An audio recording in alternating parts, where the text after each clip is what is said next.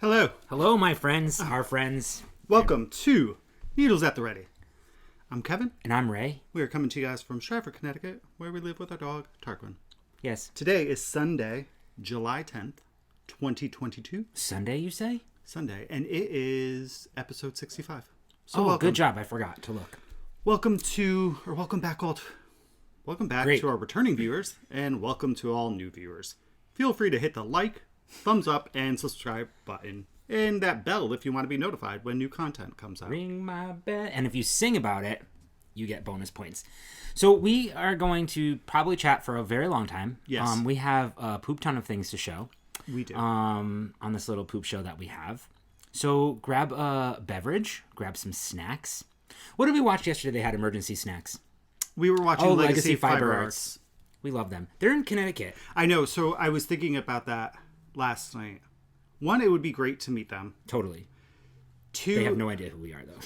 No, I go to So Chelsea streams on Twitch. She does. And I will go into her Twitch streams when I can. If I'm at home working on like Thursdays or Fridays and she streams, I'll jump in there for a little bit. And I've run into Michelle from Woolens and Osh there before. So that's in the Twitch fun. stream. In the Twitch stream, yeah. Yeah. So that's always fun. But yeah, so they had the Rice Krispie treats. Yeah, they look delicious. I think they have like mini marshmallows, like whole in there. I know that's somebody we should buy some yarn. We haven't tried their yarn yet, and they're they're doing a pop-up shop at Must Love Yarn. Must Love Yarn. Oh, we have some stuff from Must Love Yarn today to talk about. Oh, how fun! Isn't that nice how the universe just connects? Oh, speaking of, wait till you hear. I know what happened. All right, so so there's gonna be a lot of gabby going on here today. Yes, so we have gabba. Here's how it's gonna go. There's no rhyme or reason. No, it's just gonna happen. But here's what to look forward to. We have 2 finished objects. I have 2 finished objects as well. Oh, so I only have 1 finished object. Okay, so we have 3 3 finished objects. I have 2 whips. I have 1, 2, 3 whips. Good, you've been busy. We have a ton of acquisitions. We do. We have some Happy Owl Post. So that's stuff that was sent to us if you don't know what Owl Post is. We have some Breaking the Bank, and we really broke it. We did really It's shattered. It's shattered. So, yeah. There's no more vault. No, the door has been ripped. No, off. Gringotts have been broken into, yes. And they stole all of our stuff. Yes, from all vaults. Yes. What else? And I think that's about. I don't know. It. So we have a lot to talk about. So let's just get the admin-y stuff right out of the way, and then we'll talk about our 2 weeks. Great. So admin-y stuff. The only thing we have is 2 things actually. Let's hear it for the boy. Are they gonna ding us because I sang that? So you know what we found? All right. So one of our videos got flagged on Instagram and got pulled down. Yes, it was our Harry Potter tree topper. Yes. So we were showing, like last year, I think we had that Harry Potter tree topper with Hogwarts, and it plays the music and like all the ornaments interact. So we took a video of that and we put it on Instagram, but we got flagged because it was copyrighted material. Yeah, from an orchestra. Yeah. So hopefully the artist who does Let's Hear It for the Boy? Who sings that? I don't know. I just know that it's from. Well, hopefully we don't get dinged. So don't report us, okay? Okay. So yes, we have that as our make along. And that is running until the end of August. Yeah. It's just to celebrate making stuff for guys in your life. That's right. So, or it could be made for a female or anything. Yeah. And using yarn dyed by a male dyer or a pattern. Yeah. By a male designer. For sure. The whole point is just to highlight things really that you guys gave us ideas of patterns that we may like, and we can help you guys find patterns for like your husbands or your sons or your grandsons or whatever. Just we have a repository in Ravelry. We do, which I still haven't updated. Does anybody want to be our BFF on Ravelry and do all of those fun things? An admin person? Yeah.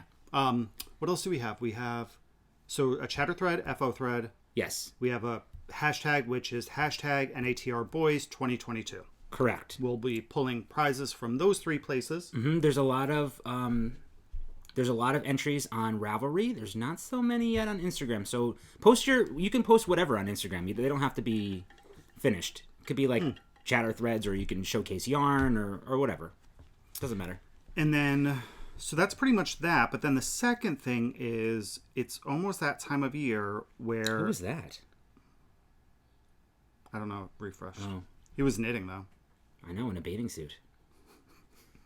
That's nice. So what are you saying? Well, if you didn't interrupt me, I apologize. It's that time of year almost that time of year for Shop Hop. I-91, Yes. I-91 Shop Hop, which starts in New Haven and it goes all the way up to Vermont to Green Mountain Spinnery. Yeah. So last year there are 9 shops involved. Last year we hit 7 of them, right? Yeah, I think the only two we didn't hit missed were Vermont. We weren't able to get to Vermont. Yeah. But so Rachel reached out to us. She is the owner of U&U Fiber in someplace in Connecticut. Wow, I forgot. I'm looking for. Well, I'm trying to find the message she sent us on the Insta. Well, so the Shop Hop is starting. I think she just wanted us to mention just to remind everybody because I don't know if we're going to be able to make it this year, but it goes from August 10th. Hold on. So she's in U&U Fiber Arts is in Windsor, Connecticut. Oh yeah. So we might head up there actually.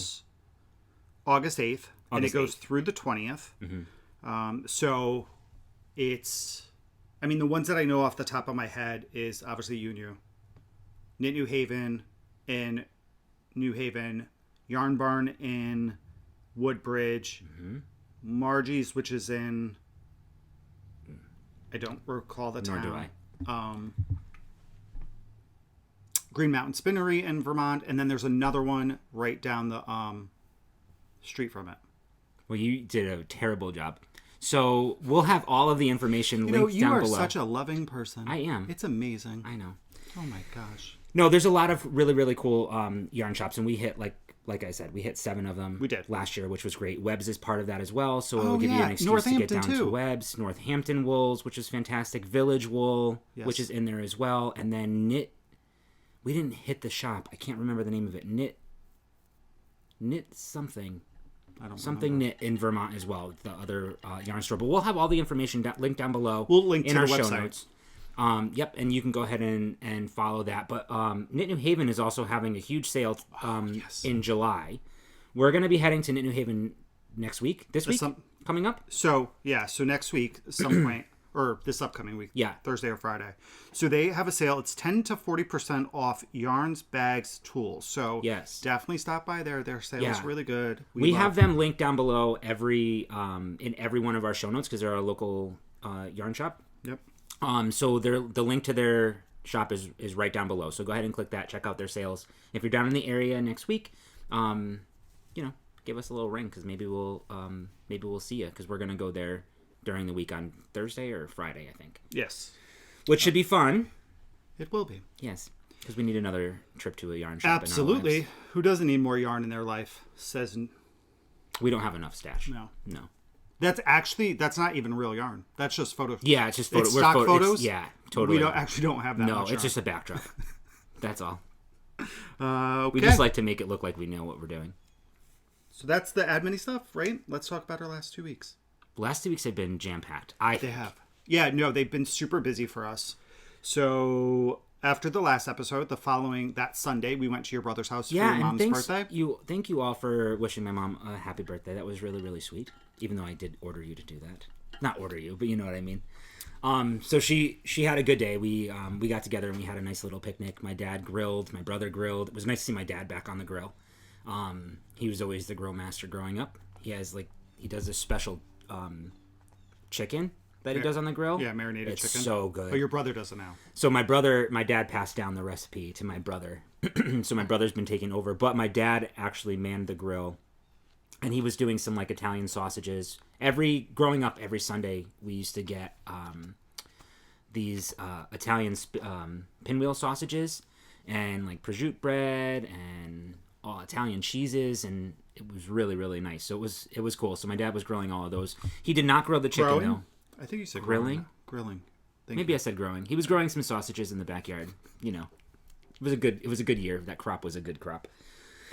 So that was really nice. We got to hang out with our niece and nephew and spend some time with my mother and family. It was really hot. Oh, it was disgusting. Yeah, it was really, really hot. They had a kiddie pool, so I was walking around the kiddie pool just to cool off a little bit. Nice. Yeah. And then that was not 4th of July week. And then the No, following that was weekend, the 26th of June. Yeah, so the following weekend, we went and hung out with my brother and sister-in-law and her family. Some of her family lives on a beach in the next town over. Mm-hmm. It has a private beach at the end of the road. So we went and hung out there for a couple hours. I don't know the last time I had been to a beach. I know. Well, we didn't know we were going to go to a beach. We did not know. We thought it was going to be in somebody's backyard. Correct. So we were not dressed for beach. I mean, we had shorts and T-shirts on, but we didn't have We had cargo shorts and thicker T-shirts on. Yeah, we just weren't beach prepared. No. We also brought socks bottles. And sneakers. Correct. Bottles to the beach, which you can't bring glass bottles, which we weren't told. But it was a nice time. Her family's great. We always have a good time hanging out with them. They're so we got some welcoming sunburn. and friendly. Yeah, we did get some sun. I'm starting to peel a little bit on my arm. I was right here on this side of my nose, but it's gone. Yeah. And then you started classes. I started classes again this year. I'm taking. Did I tell you guys? I probably did, but this semester I'm taking an art history class, which is kind of cool. It's like the 1500s through 1800s, I think. And then I'm taking a sci-fi class. It's like an English class about sci-fi, which I thought was really great. So my first assignment for that class was to watch an episode of Star Trek, the original series, which I got all over that. And I've seen that episode before, I think. It was a really terrible episode, but, whatever. It was fine. So that was my assignment. I had to watch an episode of Star Trek. When I was going to Housatonic, and for my associates, I took an art history class. It's one of my favorite classes I've ever taken. Yeah. Yeah. The teacher was fantastic. It's hard with online. I feel like, and I'm glad that it's online and it's all, posting because it makes it easier for my life. But I feel like I would love to be able to be in person to go see the art and look at music, go to museums and stuff. But yeah, we went to. I will not be doing that. A museum in New Haven. Yeah. There was a nice for class. We didn't go as a class, but we had to go for that class. I remember I went with Megan. Yeah. Because we took the class together. Right. I forgot that you did that. Yeah. Yeah. What Good else? times. And then yesterday was so fun. For all of you guys that follow us on Instagram, you'll see what a surprise we had yesterday. Yeah. It was really sweet. We it was kind of not last minute, but it was. Well, going out to lunch. Yeah, so we were watching. So speaking of watching, if you guys haven't, go over to Fiber Chats and watch all of our friends' videos. So Fiber Hustle just had a new one, Irina which was pretty lovely. much. Yeah, Irina's been interviewing all of our friends. I know. I think not because of us, obviously, no, but because it just happened to be But I mean, Fiber Hustle, Nancy at Trilogy Yarn, Michael Ross from Piece to Piece, Michael, Chevis. Yeah, Knitting she Posse. does a really good job. If you haven't sure. already, I'm sure you've probably seen some of her interviews. She did Stephen West a little while ago. She's really cool. She's really into Shetland lace knitting, which is ridiculous. And during our interview, she was asking if we would consider doing some Shetland lace. And at first, not knowing what it was, I was like, oh, maybe. Now seeing it, I'm like, oh, I'm gonna leave that to the experts. Yes. No. But yeah, so I don't know. Oh, so you were saying. So we watched them. Yeah. But then we watched also this past week Knitting Posse. Kim, Kate, and Laura had an episode. Yes, our BFFs had an episode. So I had messaged Kate after watching it because she had a sweater on that was gorgeous. I don't even know the name. It's cabled and drop stitches and it's knit sideways. Oh, yeah. So I'd messaged her and then that led to the conversation that was like, hey, we're heading up to Pick Up Every Stitch on Saturday. Do you guys want to come? We'll hang out. We'll do lunch, blah, blah, blah. So we did. That's why we didn't record yesterday. Yes. So we met them in Mount Kisco, New York, where Pick Up Every Stitch is located. It's a cute little town. It is. Yeah. It reminds me, I said, a little bit of Northampton, the area where Northampton Wool is. Yeah. Down there. So we met them there. We went to Exit 4. I think it's just Exit 4. It's like for lunch. Mm-hmm. Which was good. I had a really good steak sandwich. I had a chicken sandwich, a fried chicken sandwich. It wasn't my idea of what fried chicken is. It was a... Because you'd been ruined by Haven Hot Chicken. But it was just a cutlet that was breaded, not really... I feel like it was a baked breaded cutlet. Which is probably healthier than the fried. Absolutely, but what else? So we did that, and then we went to Pick Up Every Stitch, and we're walking up And out comes Max Sumseer. You guys will know him as Max the Knitter, which was a complete surprise. Complete surprise. We knew he was going to be in the area like next week. Right. So totally not planned. Was fantastic to finally get to meet him. It was completely. I was so. We were so like. And so Tanya. Shocked. And Tanya. Don't forget Tanya because she's adorbs. She is adorbs, and we'll have. I'll actually link her pattern down below. She created a really cool pattern. It's part knit and part crochet. Yeah, and I keep meaning to. I gotta move that up my queue. So here's a picture of all of us outside. It was really, really sweet. And then with us inside. Yeah, it was neat because we've talked to Max before, and it was just it's nice. It's always nice to see people in person, even people like. It's just fun to meet people. Yeah, for sure. And like, there's something about being able to like give out a hug and stuff that I love so much. So that was really fun. The people there at the store were incredible. The owners and staff were fantastic. It's a lovely store. Oh yeah, it's lovely. It's a really good size, and the yarns that they had, a lot of them I had never heard of, or I've heard of and I've never touched before. Yes. Which was really nice. They had a lot of unique things, and we'll show what we did buy a couple of things and things that I hadn't heard of myself. They had a lot of stuff I've never seen before in person. I know. So it was really cool. They had they were doing classes. There was one class there. I can't remember the name of it. It's a tatting class. Tatting. So they were making these like bracelets. And oh my gosh, it was so cool. You have the thread on bobbins and you like move them around. We saw it when we went to Connecticut Sheep and Wool in Vernon. Couple 5 years ago. Yeah, they were doing that. Remember they had a plaza almost, or a huge tent where they were doing like spinning and all older, we'll say old crafts. Tatting is one of them, and they have the pins on a board. I stretched out my leg. God forbid I stretch out my leg. Yes, don't do that. Please. Okay, I'll sit or go still. left. I tried. I thought I was going left, but the tripod must have. Whatever. Anyway, continue. Whatever. So yeah, I've seen the tatting done before. It's really cool, but it's very intricate. Yeah. Oh yeah. It was really cool. Yeah. So I would definitely go there again. It was about an hour away. For us, we hit some bad traffic, which was kind of a pain in the ass, but. Yeah. No, it's a fantastic store. If you're ever in the area, I would highly recommend going. It was so nice. And Jonna came by from Knit Together with Kim and Jonna. So yeah, and that's awesome because watching. And that's where they record their episodes. Yes. Sorry, did I speak over you? Who knows? Oh, I don't pay attention. Mm-hmm. You looked like you were going to say something else. I may have been, but now I don't know. I apologize, everyone. I am sorry. So we saw her and her husband, which was really, really sweet. It was a really great day. It was completely unexpected. It's so crazy that it happened. Yeah. Right. And we talked about it so much on the way home. Like, what are the chances that we would run into them at a store that we had never been to? They obviously had never been to. They were driving down from Montreal, and it was a last minute plan. Nobody knew that we were going outside of Knitting Posse. Yeah. So yeah, it was just a fantastic day. And it's always a great day spending time with the Knitting Posse. I cannot express how much I love them. And we joke, and I always joke that they create a scene, but I secretly create the scene myself. So it's such a good time. It is such a good time. Love just hanging out with them. Yeah, they're fantastic knitters, by the way. So if you don't follow Knitting Posse, stop right now and do that because they are incredible knitters.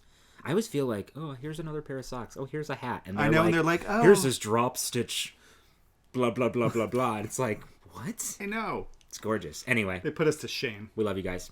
All right. So that's been everything. So now let's talk about. Yeah, it was a nice 2 weeks. Right? So let's talk about some knitting. We had fireworks, which was really, really bad. Oh, yeah. We're not even going to get into that. You guys know Tarquin and fireworks. Tarquin is on Xanax.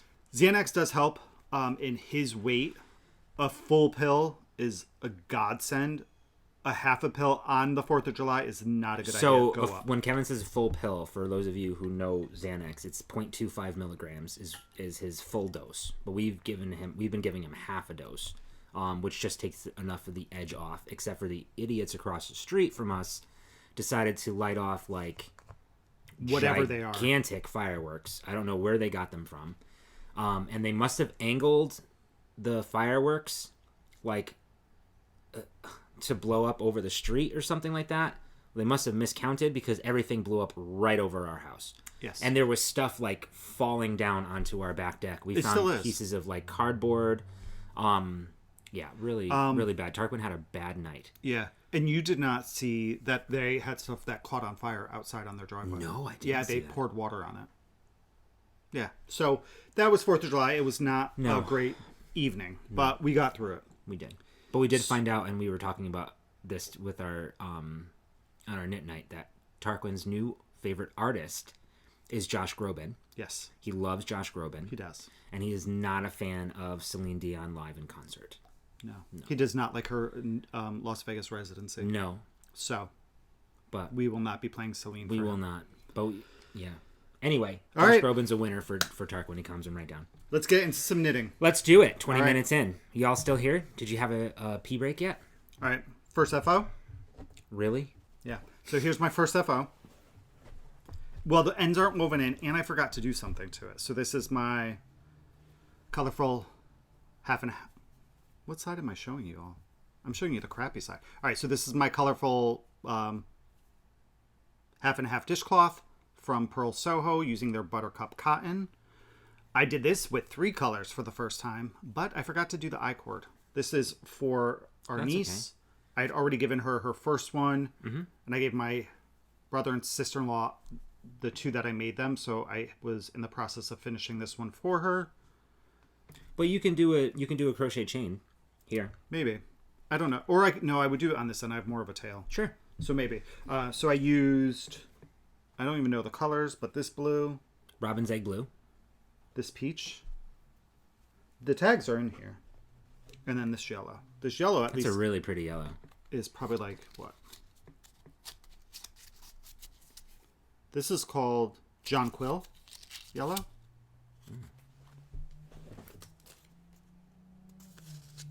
Carbon black is not being used. I don't know that. Oh, here they are.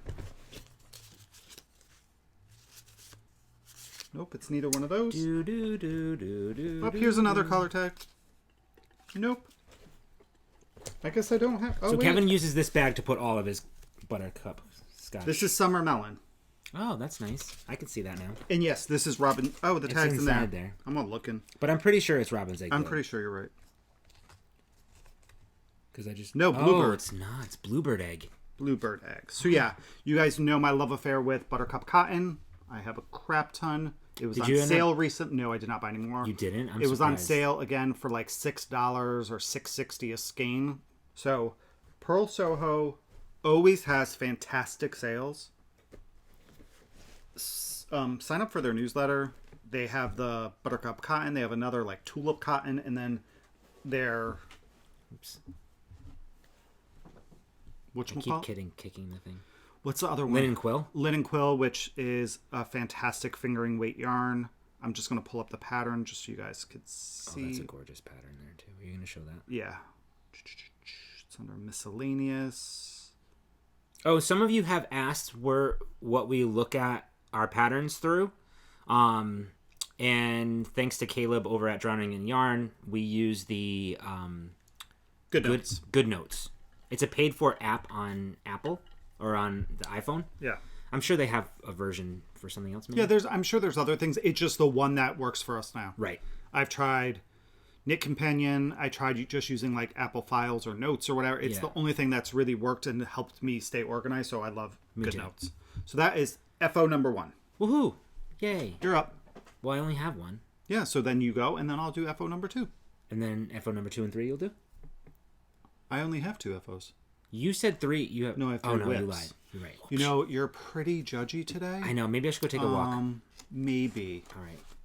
So my FO is something that you haven't seen. I cast it on and finished it in the 2 weeks. And they're socks. Yay! Beautiful. Thanks. These are basically vanilla socks, but I did these toe up. I did Judy's Magic cast on for the toe. I got up to, and I think I cast on 16 stitches. And then I built my toe out every other round like I would normally do my decreases, but I did it in reverse. until I got to 72 stitches. And then I knit, let's see, let me tell you. So, tell me. Do you know where that's from? So I knit, yeah. When Zach and Kelly broke up. Oh my God! Do you remember that? Devastating. And then remember when they danced together on the roof at the prom or whatever? They were outside. Yeah, that's when they broke up at the prom. They were Romeo and Juliet. You're right. That's when it was. She went and wanted to be with Jeff. What was his name? Jeff? Really? Yeah, the guy at the bar that she was working at, or the restaurant or bowling alley. Yeah, harlot. So I did 80 rows after I did the toe, for a total of about 8 inches before I started my heel. Go ahead. Question? So my observation is I'm doing 80 rounds for my foot. How's that possible? I don't know. When you wear a size like 12 and I wear an 8.5, 9. But I'm a tighter knitter than you, maybe? Maybe. I did a shadow wrap heel. Used Denise's pattern, which is... Let me actually pull it up, because with the exception of me doing toe up, it's basically the shadow wrap heel, or the shadow wrap socks pattern. Was it her Socksploration? Socksploration pattern? Yes. So that's so Denise, who is Earthtone's girl. Yes, she's lovely. What is here it is. Oh, that's different. Now it's going to be in my head all day. Socksploration Shadow Wrap Heel is the name of the pattern. I'm not sure if it's a paid for pattern or not. I believe but if was. it is, it's totally worth it. So so that's it there. We'll have that link down below. The pattern is cuff down, and it's the easiest thing. The cool thing about a Shadow Wraps heel, it's very similar to a Fish Lips Kiss. No. Yes. It's very similar to a Fish Lips Kiss because you have those twin stitches, but in here you have like extra I forgot what she calls them, like triple stitches almost, and I think it creates a really cool heel. It's like seamless, you know. And the magic of this is that you can do it toe up or cuff down. It doesn't matter. So I knit 80 rows after the heel, and then did about 20 rows of my cuff. I did a sewn bind off because I've had a lot of trouble with my, with the cuff being too tight on the last couple of socks. So you can see it does flare a little bit, but it's not bad. It's got plenty of stretch.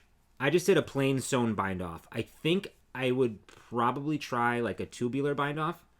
Maybe do like 1x1 ribbing on my next sock and do a tubular. Can I make a suggestion to see how it would work? What if you did a fold over? I was thinking that. It's so funny that you said that because I was really going to do that, but I wanted to kind of keep it simple. So you could do it 2 ways, actually. You don't even do ribbing. Just do an extra 4 inches and fold it in. Fold and then yeah. So it would be like a folded cuff. I mean, I would totally try that.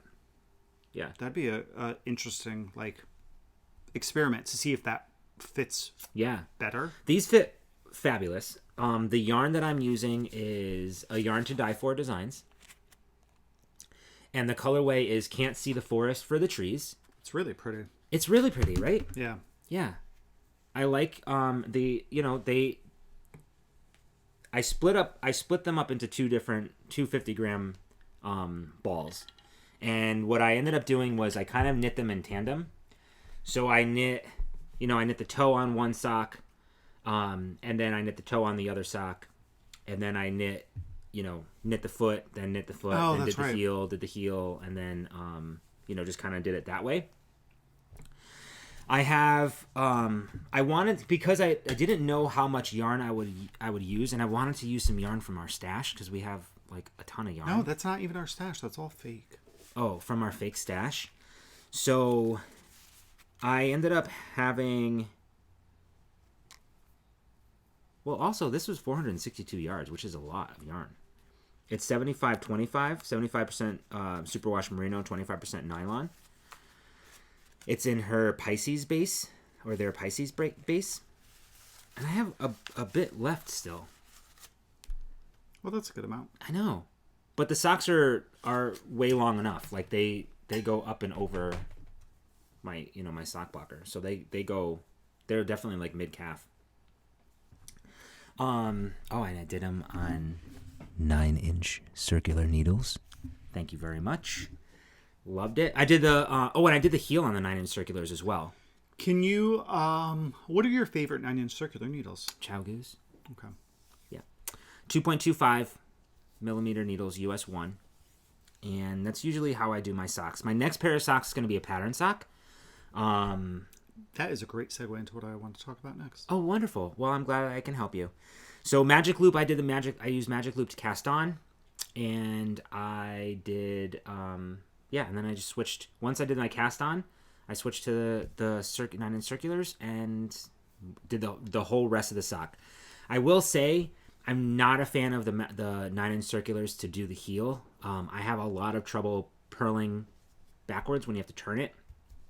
I can purl going in the round, but back and forth to purl on the sock for some strange reason it was very difficult for me. Interesting. Yeah.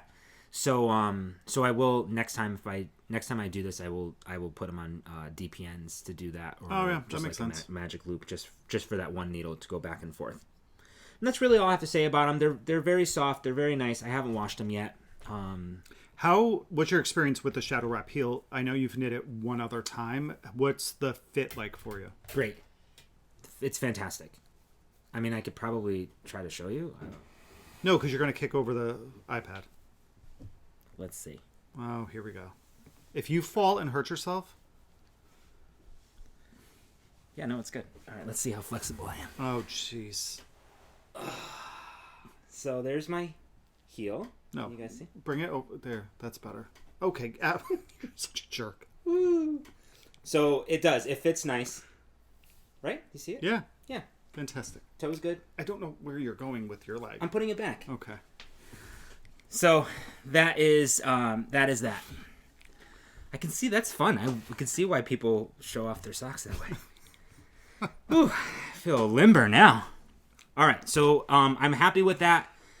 And like I said, the next socks will be a pattern. Although I just love vanilla socks, but I have an easy vanilla pattern, not vanilla, an easy just knitting in the round pattern to do next with a new skein of yarn that I bought, even though I'm not using my stash. But that's okay. Don't tell anybody.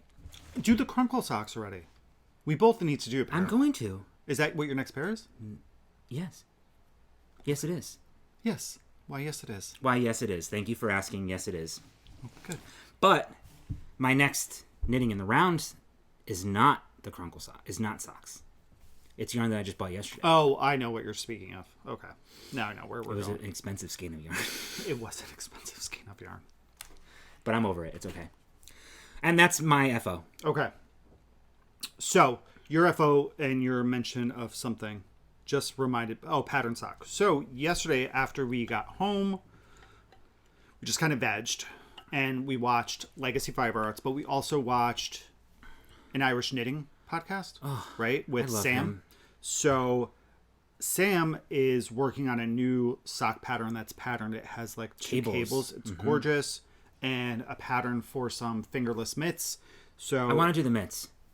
They're not released yet. I think he's not even in testing. I know. I think when I think they have mohair though, and I don't want to do them with mohair. So what I think I'm going to do is when they are out, I'm going to buy some whole yarn for them and hold it double, because fingering mohair is like holding two fingering together. So that's might be what I do.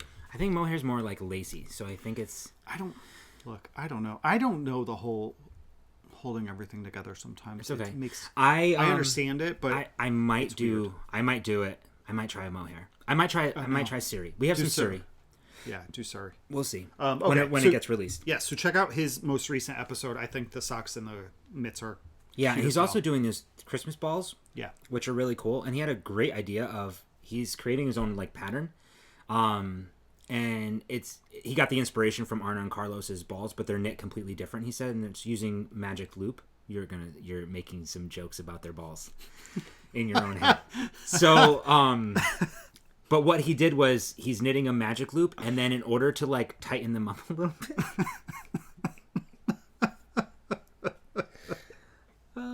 In order to so that they're not he threw them in the washer machine to felt them up a little. And we're gonna move on. So Sam, great job. Now that I'm red, tightening the balls. Tighten those balls. Keep it up. Done. All right. So moving on to my next FO. I'm wearing. Should we call this episode? No, we shouldn't. No, we're not. Okay. This is, I'm going to say John's sweater because I know it is absolutely gorgeous. So here's the sweater. It is Lopi, and I used Let Lopi, not Plotalopi. Let Lopi. Mm-hmm. I used black, dark gray, light ash, and ash. It's so and good. I have a good amount of yarn. So I was using this bag, which I remember the name was someplace I didn't expect. Here we go. From Yarn Creative. Huge, like, bucket. Great. We'll have the link down below. So I have... Oh, that's a lot. This leftover of the black. 2 skeins not even opened? 2 skeins not even opened. I have this skein left over. You can make it really nice. I have this... Oops. I'm actually going to use some of the ends to make like a felted dryer ball. Mm-hmm. It's all about the balls today. Look I have all this left over. Really great. And I think I dropped the ball. I did. What the heck was that noise? That's the neighbor. Oh. All right, so this is what I have left over. Tons of yarn. So I knit the large, I knit the extra large, which is 107 centimeters. It's a 42-inch chest. I cast These patterns are not very size inclusive. They are not. The largest it goes up to is 113, so that should be probably about a 44. Yeah. It's a bottom-up sweater. You knit the sleeves separately and then attach at the yoke. I will stand up so you could see, so it fits me. It's so good. It fits you great. Fairly well. I maybe could have gone a little bit longer. But it hits me right here at my hip, so I think it'll fit fine, especially with jeans. Oh, for sure. It'll look good. It looks so good. My sleeve could be just a tad bit longer. But You are a puller upper. I'm a puller upper, so this is typically how I'd wear this. Oh, it looks great. It looks so good. All right, so let's talk a little bit about what I did. So with my cast-on, I cast on using the recommended needles. I used a 4 millimeter needle, which is a 6 for the cast on. I did a tubular cast on, which it did not call for both my sleeves and the body. The body was difficult. I took that out like 2 or 3 times before I was able to get it done properly, because the nature of a tubular cast on, if you're using circular needles, they twist around the cord. So sometimes it's a little bit difficult to figure out which way it should be going. Right. But I finally got it. And then the body is knit on a US 7 or 4.5 millimeter. For my sleeves, I did take off some length. It called for 52 centimeters. I went to 44. I probably should have gone to maybe 46 or 8. Uh-huh. And I tried your Radari on. And that's why I knew I needed to go smaller or a shorter length on the sleeves. Your sleeves hit me about right here. Yeah. And one of the things I don't like sleeves coming up this high. It makes this part of my palm sweaty, and I hate when that happens. I think for the way that you wear it, I think your sleeves are it's perfect. Right. Yeah. No, I'm happy with it. Yeah. And then the body, so that ended up being 44 centimeters. The body, it wanted me to go to 46. I think I went to 30 something. I ended up doing 15 inches. Okay. Is the length. I think that's like 33 centimeters. Now, can they find this information on your Ravelry page? Your project page? We do not speak of those pages. What else? For my bind off of the neck, I did a sewn bind off.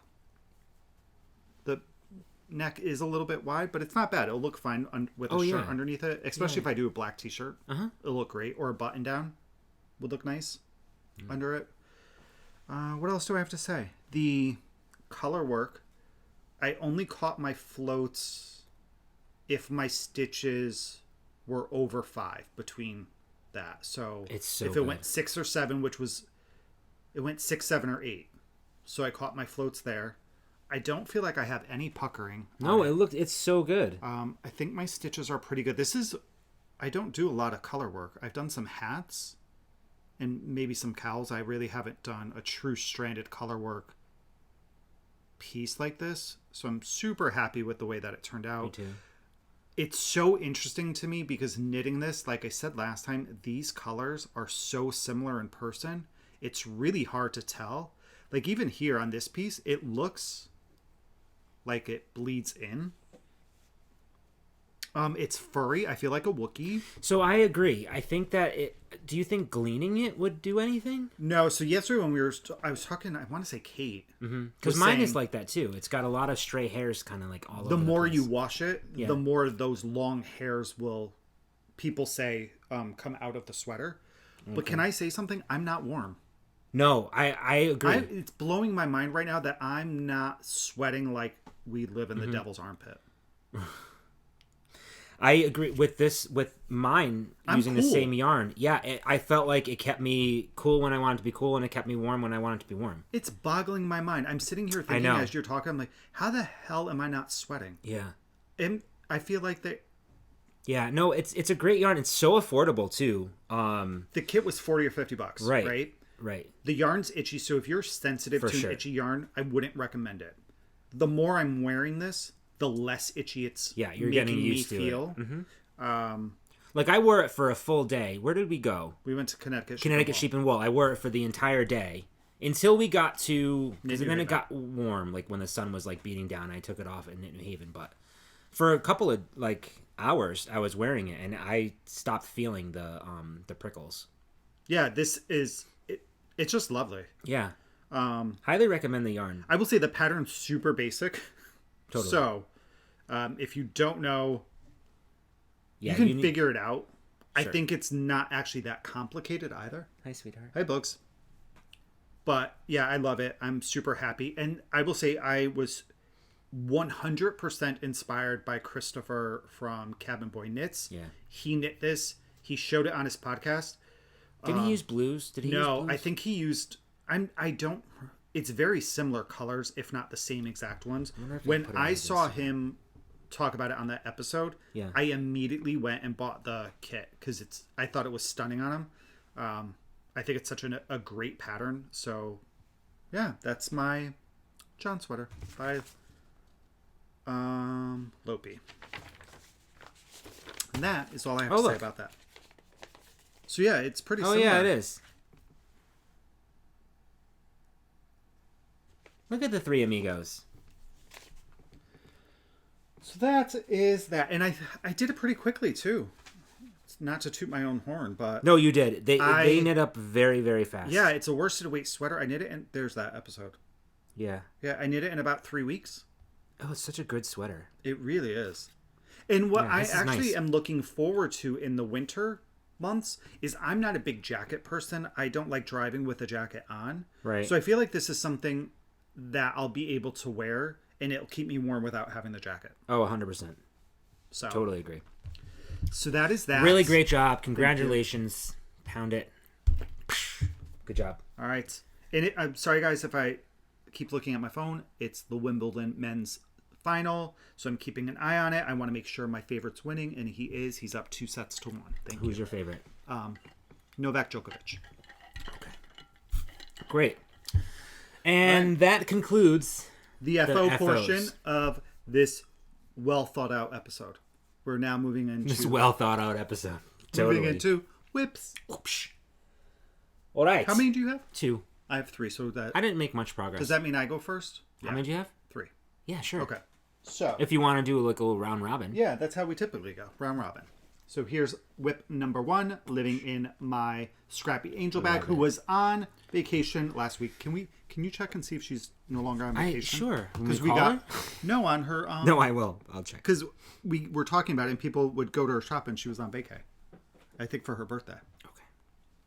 So this is the Erin bag. It's a bucket bag. Has all my yarn in it.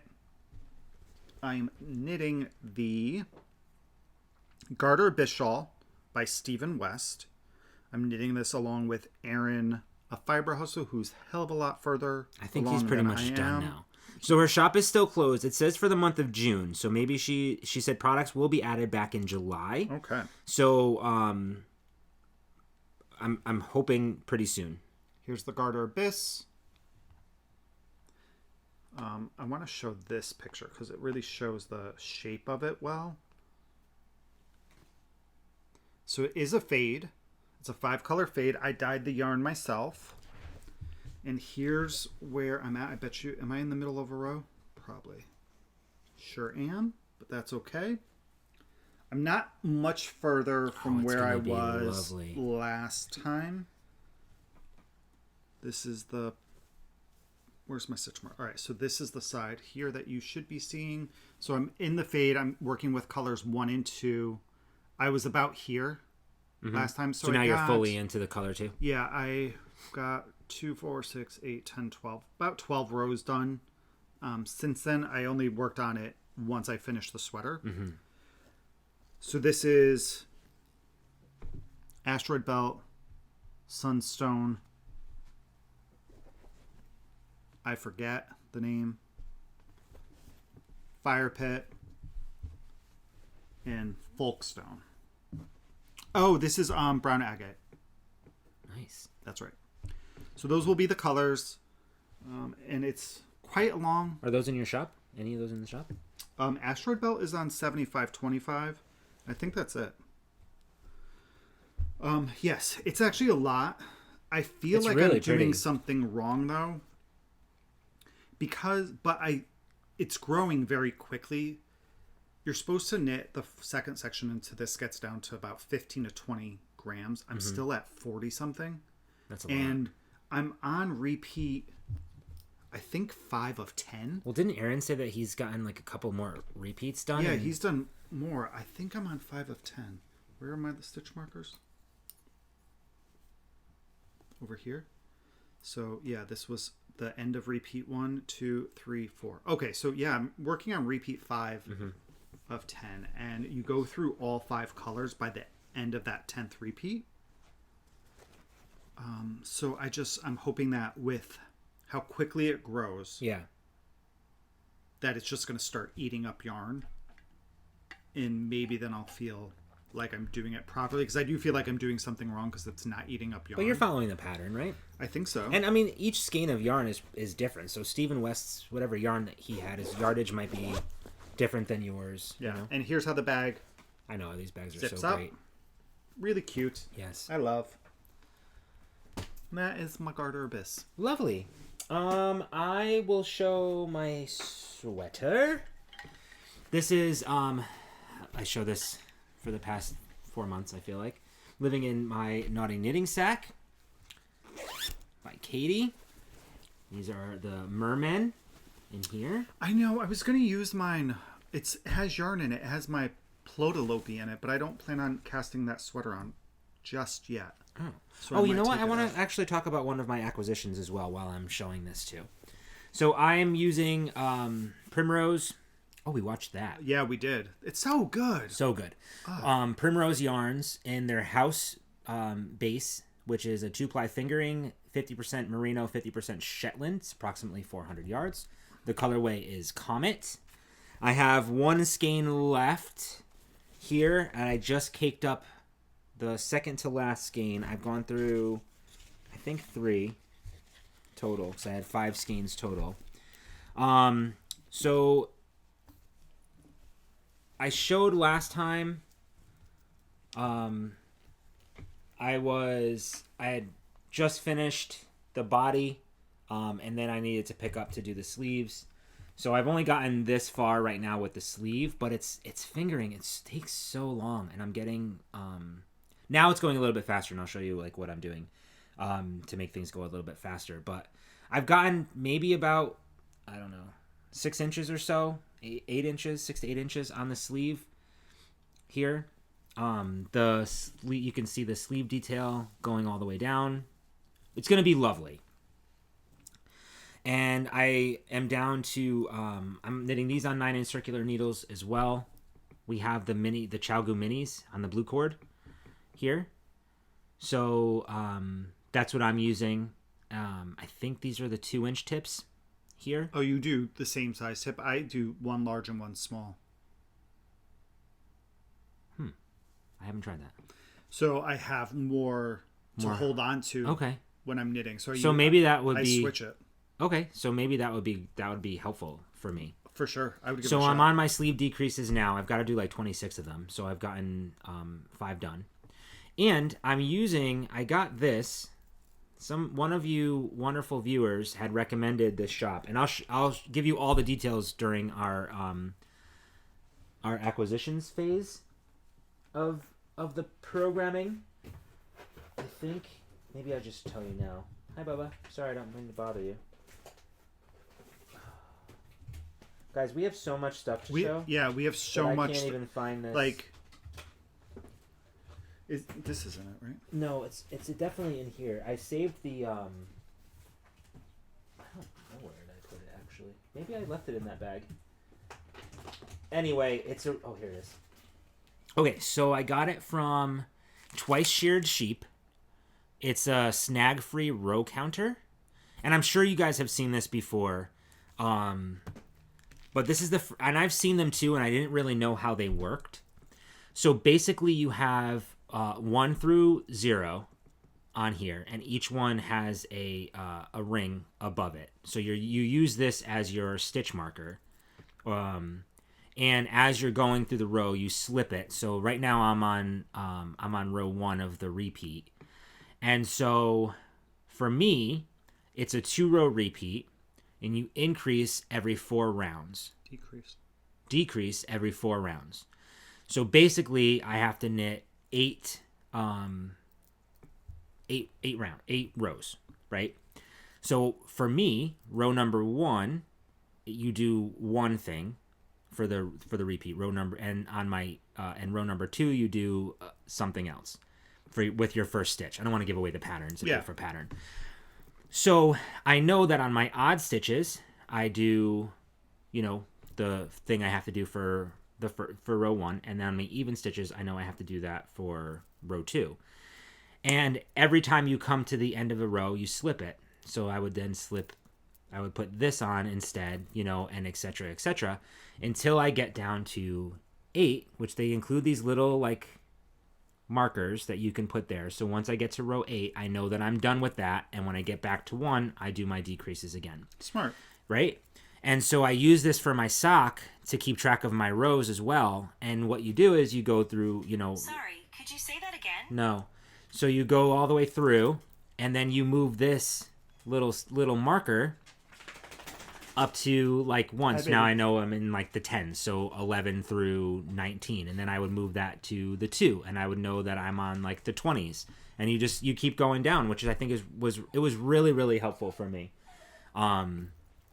So I'm still plugging away at this. I would like to have this done by Rhinebeck. I'm not in a super rush for it. I just want to get the decreases done. I'm for sure kind of hanging out in Sleeve Island a little bit. But this is making it so much easier for me because it gives me something else to look forward to, like moving my stitch marker, if that makes any sense. It's like switching colors. Like it's just a little something extra for me, and I got the one with the little paw print. She has so many different types. Cute. Her name is Dawn, who owns this shop, and she's got a lot of other things. And I got a whole little sampling of a few different things that I'll show you when we get to the end of the podcast. But this is what I've been working on so far. Just kind of been picking up and doing a row or two here or there. Nice. Yeah. I tried to do some car knitting yesterday with this, but it just was not happening for me. All right. So, That's it. Do you guys want to keep seeing this as I make some progress, or do you want me to wait? Should I wait until I have big progress to show? No, just keep showing it. That's what you're working on. I know. All right. Up next, and this is living in my... I do this every single time I show it. I know this bag. Is that Twinkle in Twilight? It is. Which, look, right? Oh, no, it's not the same one. Oh, no, but they're really related. similar. Yeah, they kind of relate to each other. All right. Yeah, my Twinkle in Twilight bag. Love her bags. Should give him some apple quill. Oh, is he that itchy? He seems to be. So this I picked up and started knitting again on another pattern from Pearl Soho. This is the Knit 4 Points Baby Blanket. Nice. This is going to be really cool when it's a done. free pattern on their site. A lot of their patterns are. Yeah. And I'm using buttercup cotton again. This is, I believe, called lavender. Where the hell did I put the tag? Is it inside the yarn? Maybe. No, because I'm pulling. This one I'm actually pulling from the center. Oh. I believe this is called Lavender Fog. Lavender Fog. Okay, yes. Great. So I was down here last time you guys saw it. I just got a couple rows in. It is knit, and then you do some decreases on one end. Mm-hmm. Knit two together. It's free, so I can talk about it. Knit two togethers on one end. So you're going to make a triangle, and then you're going to pick up stitches, and then... Oh, so it's like modular. Yeah, it's modular. You're going around, kind of, and knitting each point. Oh, good. He's going back to sleep. So, and I, honest to gosh... attention to the man behind the curtain. I love buttercup cotton. We were talking about this on Thursday night, and Nancy had asked if it was like sugars and cream or peaches and cream or whatever. Those one, no. Nope. That is not... It's... That yarn's affordable. This yarn, actually, I think is pretty affordable. Especially $6 you got $6 for 100 grams. That's ridiculous. It is fingering weight, though. Yes. So it's and sugars and cream and all of those things are usually worsted weight. So it's definitely a little different. Yeah, so this is just a super easy, mindless knit. It's being knit on US, let's see, 6s. So I will say with this pattern, there's a lot of different versions of it. They have kits. US 3. So it's a 3.25 millimeter. What are you... Oh, you could have looked at your own needles. I could have. Yes, I could have looked at my needles. Oh, there's the schematic. Yeah, so it's knit. Yeah, so you pick up an edge and then knit the triangle the other way. So you're knitting it. You're knitting triangles. That could be fun. Yeah. So yeah, it's just something I'm trying to make by October for our niece. I have a lot of stuff that I want to knit. I do too. Complete by October. I don't know how I'm going to do it all, but I'm especially with it being so warm. Like it's hard to have the sweater on my lap. You know what I mean? I like. Well, no, the air conditioning's on. Truth. Yeah, but still, it's a different feeling. All right, so that was pattern. All right, so that's with Nothing more 1, than 2 for me, and then this is my last one. Okay, so this is living in my Knit for Brains bag, which I cannot explain to you how much I love this bag. I love those. It's so good. It's the wireframe bag. We just watched her last episode again, where she's making a ton of bags. They're selling out so fast. So if you haven't already, follow her on Etsy, like her shop and stuff. Knit for Brains Designs on Etsy. And this way you can be notified when she does put up the stuff.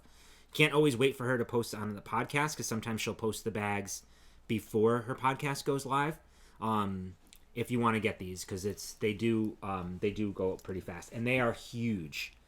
So in here, this is her monthly gnome, I think it's called, something like that.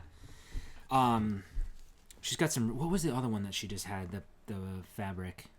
I don't remember because I think I was like we were watching her when we were eating dinner, so I was probably dealing with the dog. The dog crying. Okay. Anyway, this is Melmerby. Melmerby? I always forget. I should have asked Max yesterday how to pronounce it. And I'm not. Whatever. When are we ever prepared? Let me show you the pattern first. For those of you who have... I showed this a few times. Yeah, because we have a kit for this as well. That's a prize for Let's Hear It for the Boys. Yeah, thanks. That Lake Arson donated to us, so thank you for that. All right, so Melmer by Max the Knitter. It is a lovely cowl with a layer of Surrey, alpaca. Is it alpaca? Yeah. Oh my god, it's so soft. It's Surrey and silk. Surrey and silk, yeah. So, okay, here's where I'm at. So the cowl, the length of the cowl this is all done now. So now what I have to do, and it's linen stitch, so you guys can see that. That's where I was, that little stitch marker. There's where I was last time. So I did all this. You made a ton of progress. Yeah, it's the linen stitch is easy. It's super, super easy. Is it a 2-row but you kind of have to, right? 2-row repeat or it's 3? It's a 3-row repeat because it's 3 different colors. No, it's a 6-row repeat because you do something different, So I think it looks really, really neat. Let me see. Yeah, if I can get closer. So you guys can kind of like really see the. Well, it's a 6-row because you're using 3 colors. Because I'm using 3 colors. I've done it before with 2 colors, and it was I guess on 4-row. So this is going to be super cuddly. It's really, really large, which will be really cool because I can pull it up here. Yeah. And run around the neighborhood. When you run around the neighborhood? I don't know. I can. That's my point. Is I can if you wanted to. Right. So I'm going to do this little piece over here to mirror that, and then I'm going to knit the interior with the beautiful silk. Oh my god, it's like a cloud. It is so soft. I don't know how that's going to go. I have to hold it double. And I knit just this little bit of it before, it's interesting to knit with because there's like a lot of stuff flying all over the place. Yeah. That's actually this too. You would have thought I was knitting with mohair with the amount of fuzz that was on me when I got done knitting for the night. Yeah. So this is on Le Garçon's British DK base. It's 75% BFL wool and 25% Masham wool. It's a non-superwash, about 134 yards or 122 meters per 50 gram skein. And I don't have. Okay, so I think I said so. This is their Surrey base here, and this is an Emma's Stone colorway. One should be Cheryl's Gray. This is Moira's Black Rose, which I love. The name of that one. This one is Cheryl's Coal Gray, which I think is this one. And then the other one is gone. Here. Natural. This is natural. And with their powers combined, they create that lovely linen stitch. So we, like Kevin said, we have another kit with some different colors to send out as a prize for Let's Hear It for the Boys. But I will recommend this pattern wholeheartedly. It's been really cool, and this is so fun. Isn't it nice? Yeah. Right? And then the inside, that's gonna be that super soft. So yeah, I'm done with that. Now I just got to figure out what I have to do. I think I have to slip some stitches. I don't think I knit anymore. I think I just have to slip everything to kind of seal it all up, and then knit the border, and then attach it, and then I'm on my way. Beautiful. Thanks. All right. My last whip is also living in a Twinkle and Twilight bag. I love this bag. This is one of the first ones I think you got. Yeah, this is one of my favorites. I think it's because the blue and the black together. I just think it's really fun, and it reminds me of Patronus's for some reason. Blue. Yeah. So this is a sock I've been working on forever. I just picked it up again last night. I got about 10 to 20 rows in on it. I'm almost at my toe. This is yarn that I'm using from To The Max, also known as Frankie Gray Fibers. I think it's Frankie Gray Fibers now. It used to be called. Yeah. So this is Call Me By Your Name. And this is Peach. If you know, you know. Such a good movie. Yeah, so when I bought it, I got it from To The Max, but now they go by Frankie Gray. Frankie Gray Fibers. Call Me By Your Name. This is on fingering weight. It's a 80-20. So I am here, and I'm using stitch markers to keep track of my rows. This is probably the first time I've actually done it. So I did 20 rows from a cuff, a 2x2 rib with a German twisted cast on. I did 70 rows before I did my heel. So I did a heel flap and gusset. I am currently at almost 80 rows for my foot. You mean your leg? No, your foot. My foot. And then... Are you sure? You should try it on. I did last night, and it didn't hit. So I normally, when I try it on... Well, the heel flap and gusset adds a little bit less than depth, I think, than the Shadow Wraps heel. So when I try on a sock, I decide to make my foot, or my toe, when it goes across, like, my foot right where my toes start. Mm-hmm. And that's when I start knitting my toe. Mm-hmm. And it wasn't quite there yet. So I do have to try it on. I've knit 1, 2, 3, 4, 5. So I'm at 75 rows right now. I think I'm going to need to get... I think that should be good, actually, now that I'm looking at it. So I may be able to start or do my toe today. And I did a 3x1 rib on the front. And I did it on the back for the leg. Once I've got to the foot, the back, I'm just doing some straight knitting. And these are on a 2.25 millimeter with 64 stitches. Nice. It looks incredibly tiny, and it's super stretched because out when it's I ribbon. put it on. Yeah. But yeah, I love the yarn. I love the colors in it. It has some beautiful greens and blues and yellows in here. So a really, really nice... It reminds me of summertime, like. Yeah, it has that very springy summer feel to it. Yeah, it's perfect. It was something that I just needed simple lately, and I have so many things that I want to knit that I'm finding I'm just knitting a little bit on all of that right now, since I've been super monogamous with this sweater and finishing up the Beauceron before. No, this sweater and then the dotted rays. So for the past really 5 to 6 weeks, I've only really focused on 2 items. Good for you. I feel like I need to finish some things so I can cast some stuff on. I'm there with you, but I also need to cast on some things. I will be casting on something today. After I have to do some homework first. That's got to be a priority. I'm casting on 2 things today. 2? What are you casting on? It's a secret. Well, now we're done with our... I know. So we're done with showing our projects. We are. So let's talk about... Let's talk about baby. Coupon codes. Let's talk about coupon codes. Oh, that's what I was looking for. Oh, this? Yeah. There. Thanks. Coupon codes.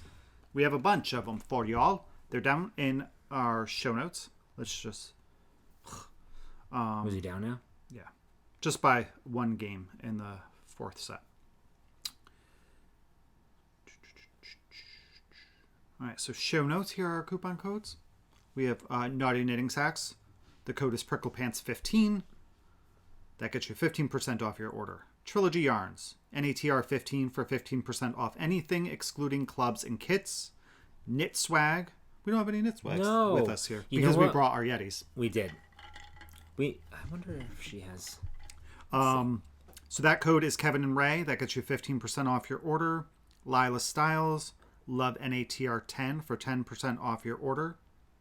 Always Queenie Believe, which is 9-inch Cirque for 20% off. Katie Did Bags. Codes Kevin and Ray 10 for 10% off. She's going to be at U&U in August. I think 13th. You could check our... I could, but I'm looking at something else right now. Scrappy Angel, who again, shop is currently on vacay.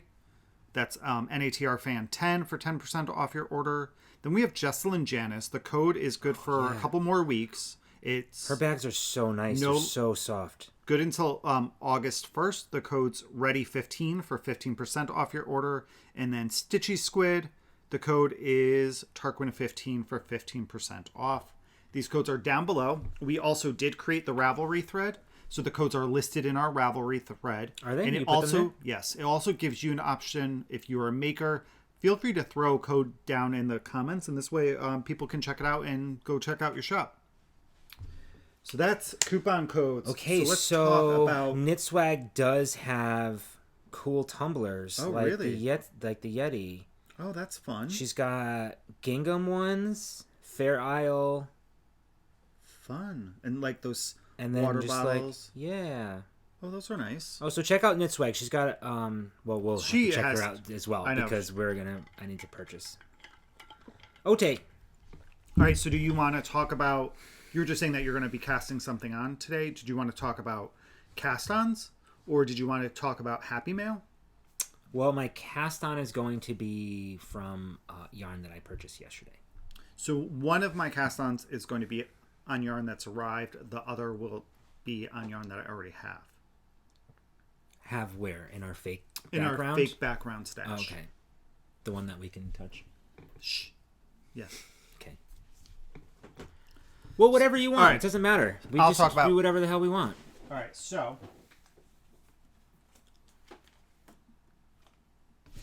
Boop. I'm going to be casting on my Once and Floral. Oh, yeah. This is be exciting. By Maxim Sear, Max the Knitter. I got this yarn last year at Rhinebeck. So this is Primrose. It is Stargazer. So this is again on the house base. It's the 2-ply fingering. You're gonna love the base. It's really, really nice. Let me actually pull the pattern out just so you guys can get an idea of what it's going to look like. I don't think I'll get it done for Rhinebeck. I could if it's the only thing I really work on. So this is called Stargazer, and mine's called Comet. Is the colorway? I wonder if it was a collection that she did, like a Night Sky or something like that.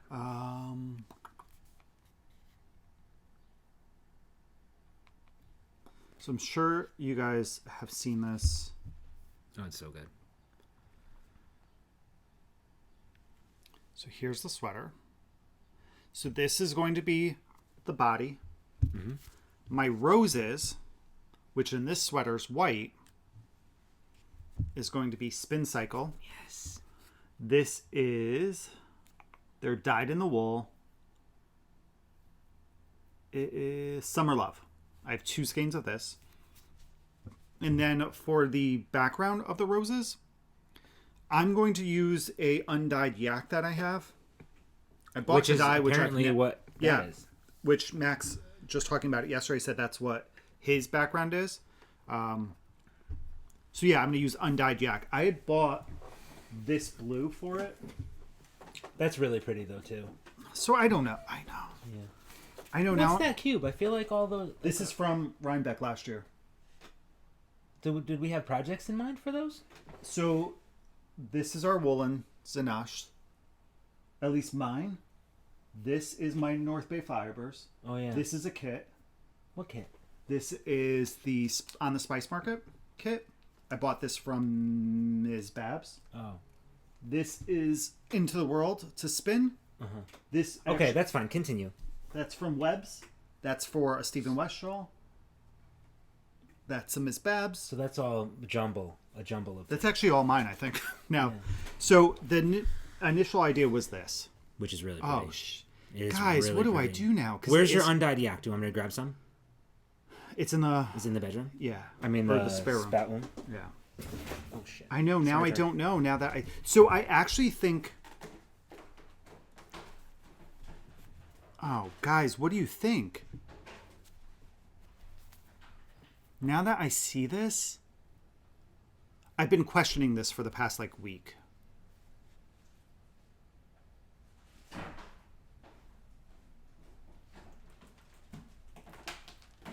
No, this is gonna be nice. Or I don't want to open it. You gonna open it? yeah.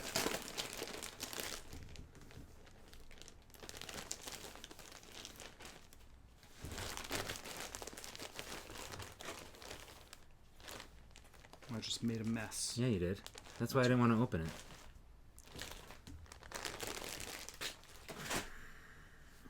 Oh, it's nice.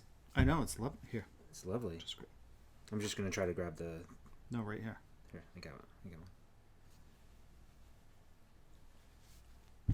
So yeah, I do kind of love this though. I just, you know what it is I don't know how I feel about this blue just being straight across my chest. Jeez Louise. I really think the gray I think the gray is too. going to make these colors pop because this has yellow, brown, a blue, 2 different shades of blue. It almost has a there's a green, a chartreusey green in there, a peach. I feel like the gray is going to make this pop a little bit more. Me too. Right, so in this, the yak is like a gray brown almost. Mm-hmm. It's very sweet, like sweet, very soft. Oh yeah, for sure, 100% this. Yep, no, this for sure. Mm-hmm. So then your flowers are gonna really pop. Like I feel like if you did this would be your like in your face, you know, and your flowers might get sucked up in there. Okay, so this is what it's gonna be. So I'm gonna be casting on once in floral. It's a fingering weight sweater. It's gonna be a bizatch to work on. It's gonna take you a long time. That's all. So yeah, so that will. Is it just gonna be one skein of this that you need, or do you need more than that? I don't know actually. Boy, I really did a bad job of skeining this up. So yeah, so that's gonna be a future cast on, like today cast on. Today cast on? Probably, yeah. I have to go grocery shopping. Yeah. So, but after that, I am so hungry. Yeah, I am too. All right, so now let's talk about Happy Mail or Owl Post. Okay, Owl Post. We got quite a bit. So I will share a package really with a whole bunch of stuff, and I'll go kind of quick. But this is from Julie. She said it was okay to use her name. Julie, I don't know if because I couldn't find you like on Instagram or anything like that. So thank you. So Julie sent a beautiful letter, which I felt like we were just like sitting across having a cup of coffee. We were in her letter. She talked about her ancestry results, and it was really really nice letter, and it was so sweet because you can tell by what is in the box. And like I said, I'll go kind of quick, but she really thought about what she was putting in here and all of that. So these were all gotten at like Joann's, and she got a few things from a couple of different places, just like randomly thinking about us, and which I thought was really sweet. So there are some cute stickers that she sent. She found these, which are similar to what the knitting barber cords are like. We haven't opened these yet, but it's similar to the kind that we've gotten from Amazon. The brand is Maskwire Jensen something or another. I can't see because they put the sticker over the brand. Oh, it's easy to move up to pull off. A.S. Villy Jensen. I'm not sure. We're not going to have this link down below, so those are your show notes for this product. There. Sent something for Tarquin. Or Kevin. Bison Bites. You want those? You are done for the day. You're sleeping on the couch tonight. Little bag. So a couple of crochet hooks, which is so appreciated because I have a crochet project that I'm going to be starting soon, and I'm going to need your help for I'm going to try for like a crocheted granny square like vest or something along those lines, similar to that. So if you guys have any patterns for like a crochet granny square vest, send my way, or something similar to that, like a cardigan, easy cardigan or something. I found a couple of things, but I have to check. I'm going to be doing it with I don't know if he wants to know, but I might be doing it with a friend. Anyway, these two hooks, one is from Prim and the other one is from Furls, which is really nice. Some stitch holders, so nice. More stickers, and then the oh wait, what's this? Oh, more stitch holders. Look. Schitt's Creek yarn. Some Lion. Seriously? Yeah, Lion's from brand. Lion brand. Mm-hmm. So this is acrylic, and it is Johnny Suit Gray. Johnny always wears a suit. This colorway is Finding David, and this colorway is Hydra Diamonds. So she saw the Schitt's Creek at the at Joanne's, I think it was. Yeah. And she thought about us because we had just started watching Schitt's Creek, which is absolutely incredible. We haven't opened any of this stuff yet. Tarquin, maybe we'll see if he wants one of these bites if he wakes up. We'll see how he likes them. We'll open it up and send that. So, Julie, thank you so much. That was really, really sweet of you. We really appreciate the thoughtfulness of the... I'm going to leave these out in case he wants one. Oh, okay. We'll give it to him if he wakes up. Smart. Yeah, thanks. So, really, really sweet. Thank you so much. It was so much fun to open that little box. All right. So, next up is from another viewer. And, guys, look at this bag. Oh, my God, I can't. Huge. Right? Always take the scenic route. Scenic route, yeah. Scenic has these large handles. The bag is from Together We Can. So it's a global initiative committed to upcycling, remailing, and zero waste manufacturing. Yes. Really, really cool. And then this is So it's all like recycled fibers and stuff. Yeah, so this is from Sue, who sent that to us with a beautiful card. Yeah. And then inside this bag came 2 shrugs for the donation. Oh, I left the pattern downstairs. For what? I think. For the shrugs. So here's one. They're so big. They're so big. And then here's the second one, right? 2? Yes. Yes. And these are knit? Yes. Mm-hmm. There's a pattern. Do you want me to put one on? So here's the second shrug. So for those of you who are new to the channel, Ray's Hospital, the system that he works in has been collecting, they're collecting handmade items for patients. So you guys have been super generous in donating hats and shawls and, oh crap, we didn't bring them up. Or did we bring them last time? The fiddle mitts. Look how fun. I have them. Oh, okay. So it's been so appreciative. I could get behind a shrug. Do you know what? I wish I knew exactly what this is going to bring a lot of comfort to some of our patients. So thank you all so much. Sue, that was really, really sweet of you. So somebody mentioned, one of you all mentioned a couple weeks ago or a month ago, like instead of knitting a shawl or a poncho, to knit something else that it was more like the style was more made for men. And I don't know what it was. I don't think it's a bolero, right? Bolero? Yeah, I don't even know if I'm saying that properly. But somebody mentioned it, and I don't know what it was. And I should have written it down. Or what I do a lot of the times is I take screenshots of your comments so I can go back and reference them. But this one I forgot to do it, and I don't have the notes. So if that's you, and you had commented on knitting something that wasn't a shawl or a poncho, but knit this because it's like constructed more so for men or something like that, please. For like our body types? Yeah, I don't remember what it was. Okay. It's not a dickie. I know it's not a dickie. No, a dickie is just like for your neck. Yeah. Okay. These are the twiddle mitts that Kevin was talking about. I'll show this. This is from Beth. Really, really sweet. She did 2 hats and some twiddle mitts that I'll be sending up. And you're like, what's a twiddle mitt? But anyway, let's show the hats first. Very, very cute. I love those colors. I do too. Yeah. I love a good like marled or heather looking yarn. Like this almost fades. Like, yeah, that's pretty. That reminds me of the ocean. Yeah, it's really, really nice. And these are twiddle mitts. So what a twiddle mitt is a patient who has trouble like focusing or needs to get distracted. You can put these on and they can kind of like play around while keeping their hands warm. Just kind of like touch all the different things. Isn't that sweet? Yeah.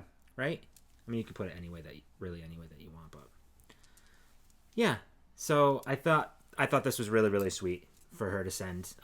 We had talked about some twiddle mitts before, but this is actually, what it is. They do different ones. You can make cuffs, where if you knit it larger, you can put your hands, inside, keep your hands warm, and have this on the inside as well. So as as they keep your hands warm, you can kind of have things to touch and play with. I bet you I would like that. You probably would. Maybe I shouldn't donate them. Maybe we should just give them to you. I love I just love the interesting, like these buttons. You'll have different textures for people who are very tactile. So, Beth, thank you so much. That was really, really sweet. I'm going to go ahead. We're going to donate all of this stuff. Here, do you want me to put it in to the bag? hospitals? Yeah, just please. So we keep that stuff together and get that out. Awesome. All right. So next up, this we did not know was coming. So we got a package from Jennifer of Must Love Yarn. We met her at Rhinebeck. Yes, we did get to meet her at Rhinebeck. I actually use her stitch marker all the time. The glass one or the plastic one, or whatever. Yeah. Mm-hmm. I have the sticker I need to put on I need to update my making book and put her sticker on there, and some other stickers too that have come recently. I might do my Yeti. I might just. I know. Maybe I should start doing that. Yeah. Okay. So this was something that, because she knows that we love Harry Potter, she thought she would love these, or that we would. Oh my gosh! these. I'm wearing a Harry Potter shirt. You are. You're wearing my Harry Potter shirt. Just saying. Well, it was right there. So she sent us both a kit with our house colors. So this is yours. This is a kit. Sorry for the crinks. I know. For the Snitch Seeker hat, and with some blue sky fiber yarn to make it. Here's the hat. So you can see there's the golden snitch. And the Deathly Hollows. And the Deathly Hollows. Color work. This is mine. And here are my colors. Fun! Right? Aww. It's so thoughtful. I know. I can't wait to cast this on. Me neither. Maybe this will be my cast on. This seems like it will be nice and quick. So there is a chart. It comes with... it actually comes for 3 sizes. So it's a fingering weight, a DK, or a worsted. So Sorry for all you the just crinkles, use your guys. gauge to determine what size you need to knit. And this is the worsted weight, I think. Yeah, and I've knit with this yarn before, or Blue Sky Fibers yarn. I have never knit this with Blue weight. Sky Fibers. I really enjoy their yarn. I like their patterns, which I'll be speaking about one in a minute. But the hat Lyle cap is a Blue Sky Fiber pattern. Oh, is it really? Yeah. Oh, that's nice. Yeah, that's one of my favorite hats. Oh, I want to open this so bad. Just want to touch the yarn. Oh, it's These lovely. days are exciting for us too, because a lot of the times we don't open up stuff until we show you guys. I know. Ooh. Right? It's beautiful. It's a beautiful yarn. Oh. Woolstock worsted. Blue Sky Fibers. I need their... Well, I don't anymore. I love it. This is cast iron, the colorway. It's really soft. It is. I bought a kit. I don't know if it was with Woolstock. I feel like 50 it was grams. fingering weight from Knit New Haven with a striped hat, the 21 color hat. Oh, they're the ones that did that? Yeah. It's a beautiful kit. Oh, I love kind of expanding my vocabulary. So yeah, so thank you so much. And I wish that we could go to their store. So we were looking... Whose store? Oh, Must Love Yarn. So we were talking with... Last night we were watching Legacy Fiber Arts. Yep. They had mentioned that they were having a pop-up shop there. So... Here's all the different versions. I went to check to see what the drive time would be for us. Like if we could make a day trip out of it. The drive time for us is like 4.5 hours. Yeah. So that is definitely not a day trip for us. Yeah. We would need to stay the night. I know. Which depends on... Well, we have a long way to go. But it depends on how October goes for us. Yes, with our dog sitter. With our dog sitter. To see... That would open up a lot of doors, I think, for us. Correct. I'm casting this on. This will be cast on by the next podcast. Good for you. Thanks. How fun. And then I think anyway, my point is it would open up some door. I'm so itchy. I'm getting dry skin. Yeah, look at it. How bad. Yeah. You should use lotion. I know. Moisturize. I don't have any with me right now. All right, one more. Is this the last Happy Man? No. Or the Owl Post? It is. Okay. Yes, the rest is breaking the bank. Cool. So this was fun too. Oh, this was so exciting. I'm going to put this on my book now. I don't have room for it. You don't? I don't. I barely have anything on mine. Maybe you know what? I'll do on the inside. All right. So, we were contacted by Row One Yarns, and they wanted to send us their Carnival of Colors. I have a project in mind for this. Right? So, they're Carnival of Colors. And if you guys don't know, so Row One Yarn is a monthly subscription. And they will send you a 10 skeins, mini skeins, of a new dyer every month. Mm-hmm. And for the first time you sign up, if you go to their site, there is a code there where you get, I think it's like 20% off your first purchase. Hello 20 is the code, I think. Yeah. So we each got a shipment this month. This is from Megs & Co.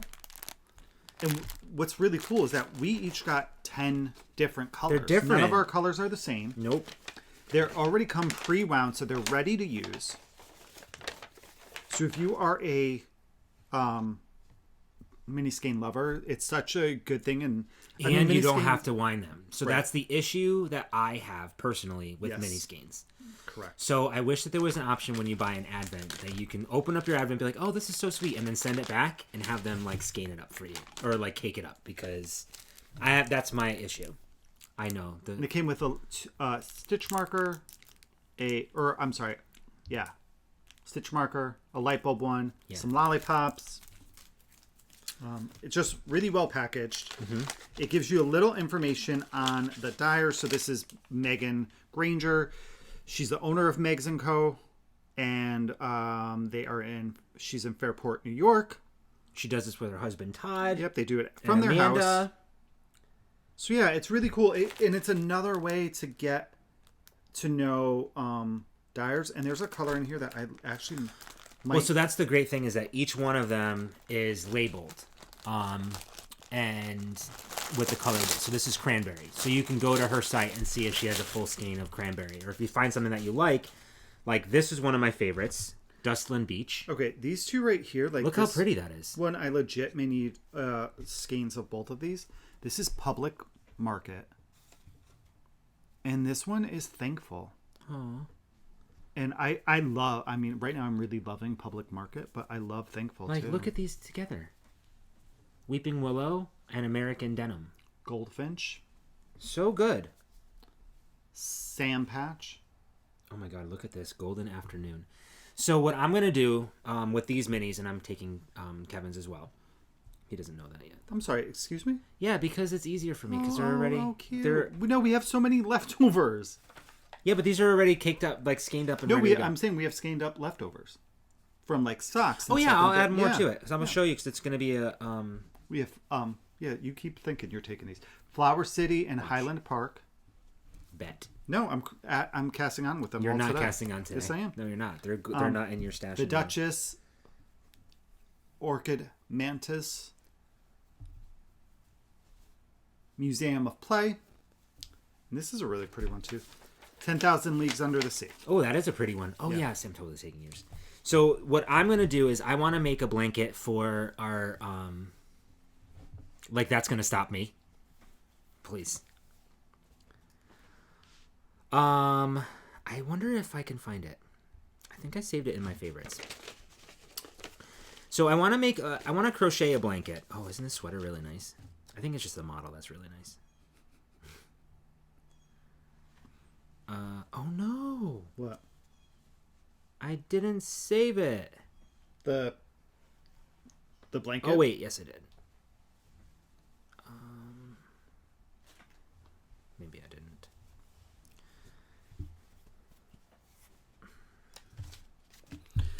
So yes, guys, check out Rowan and sign up for the club, Carnival of Colors, if you like getting minis. Okay, here it is. Is this a tail? I think this is super cute. This is called the Happy Scrappy Squares Blanket. It's crocheted, and you crochet... Each square attaches to itself. You attach the next square to it, so you don't have to worry about having all these squares and then seaming them all together. There's some video tutorials. It's written in UK terms. Yeah, it's a free pattern. It's one of those website ones where you have to scroll through. I feel like that's so common with crochet patterns that they're on websites for free. Yeah, it's from Cherry Heart. Is the blog that I got it from. It was put out in 2016, but there's a little video. I think it's really cute. You can kind of, and I like this one specifically because it's fingering weight. Of course, you can do any weight that you want, but it's join as you go rows, which I found that very interesting, because sometimes with crochet, I think I can get a little lopsided sometimes. So I think this will be a lot easier. So I'm going to see what happens. I'm glad that we showed this because now I'm going to use all the yarn that I have.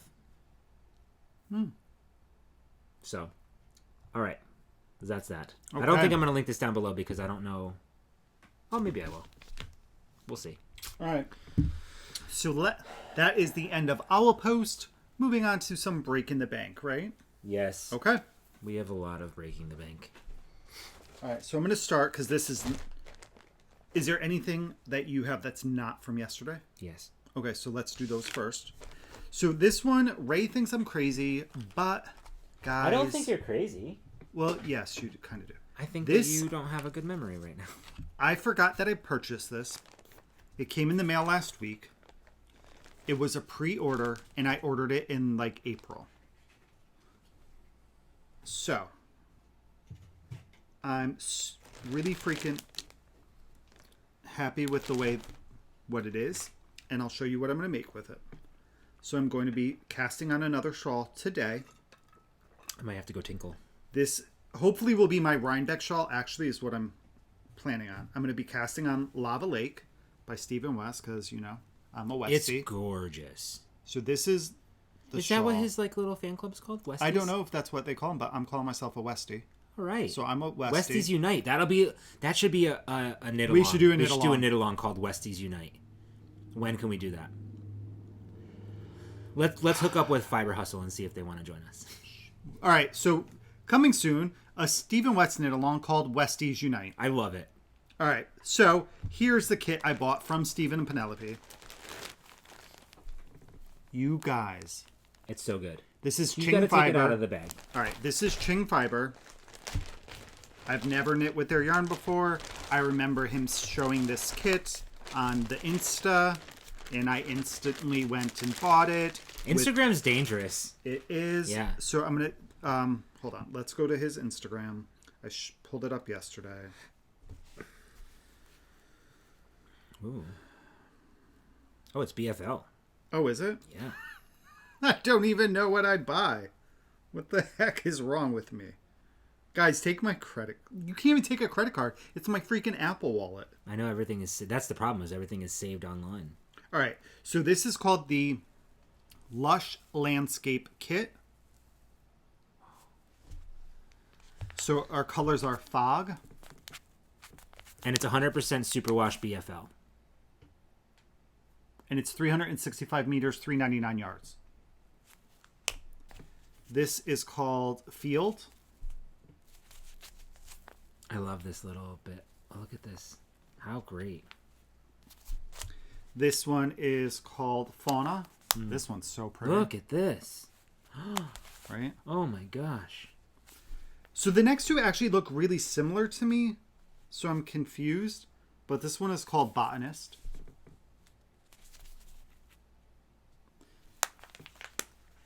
I mean, maybe this last one is a little bit darker. Mm-hmm. And this is called Treetop. Yeah, it's got less of the... I mean, they're really similar, yeah, right? They're quite similar. I would say this actually has maybe more green in it. It's a little bit darker. Yeah, some darker tones for sure in this. But I think it'll be a subtler fade once you get up to those colors. I mean, these two are similar too. Yeah, like it's a fade.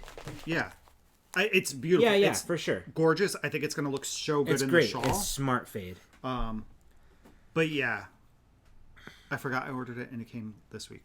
So yeah, Kevin's like, I got the email and I was like, so I think I got a kit from. Do you think I bought it at the same time that I ordered the book? But no, that book came months ago. Yeah, but you said this was a pre-order. It was a pre-order in April, so it came like a good month and a half, 2 months later. 2 months later, so of course I forgot.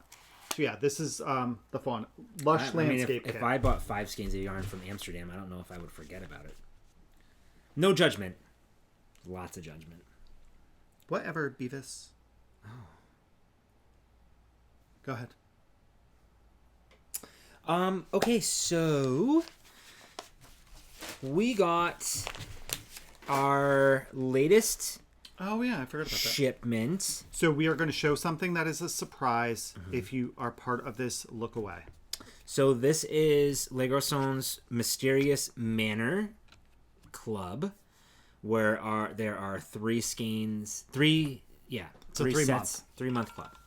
We showed one last time, and this is the newest one. I'll show you the sticker first. We're going to give you another countdown. And I'll show you the sticker while you're looking away. Haven't received it. We're going to show yarn, and we're going to... This is the pin. Adorbs. Okay, now we're getting closer and closer. We're going to show the yarn now. Ready? Left but to show 5, the yarn. 4, 3, 2, 1. Oh. Adorable. Love It's it. Cute. Look at the little bow tie.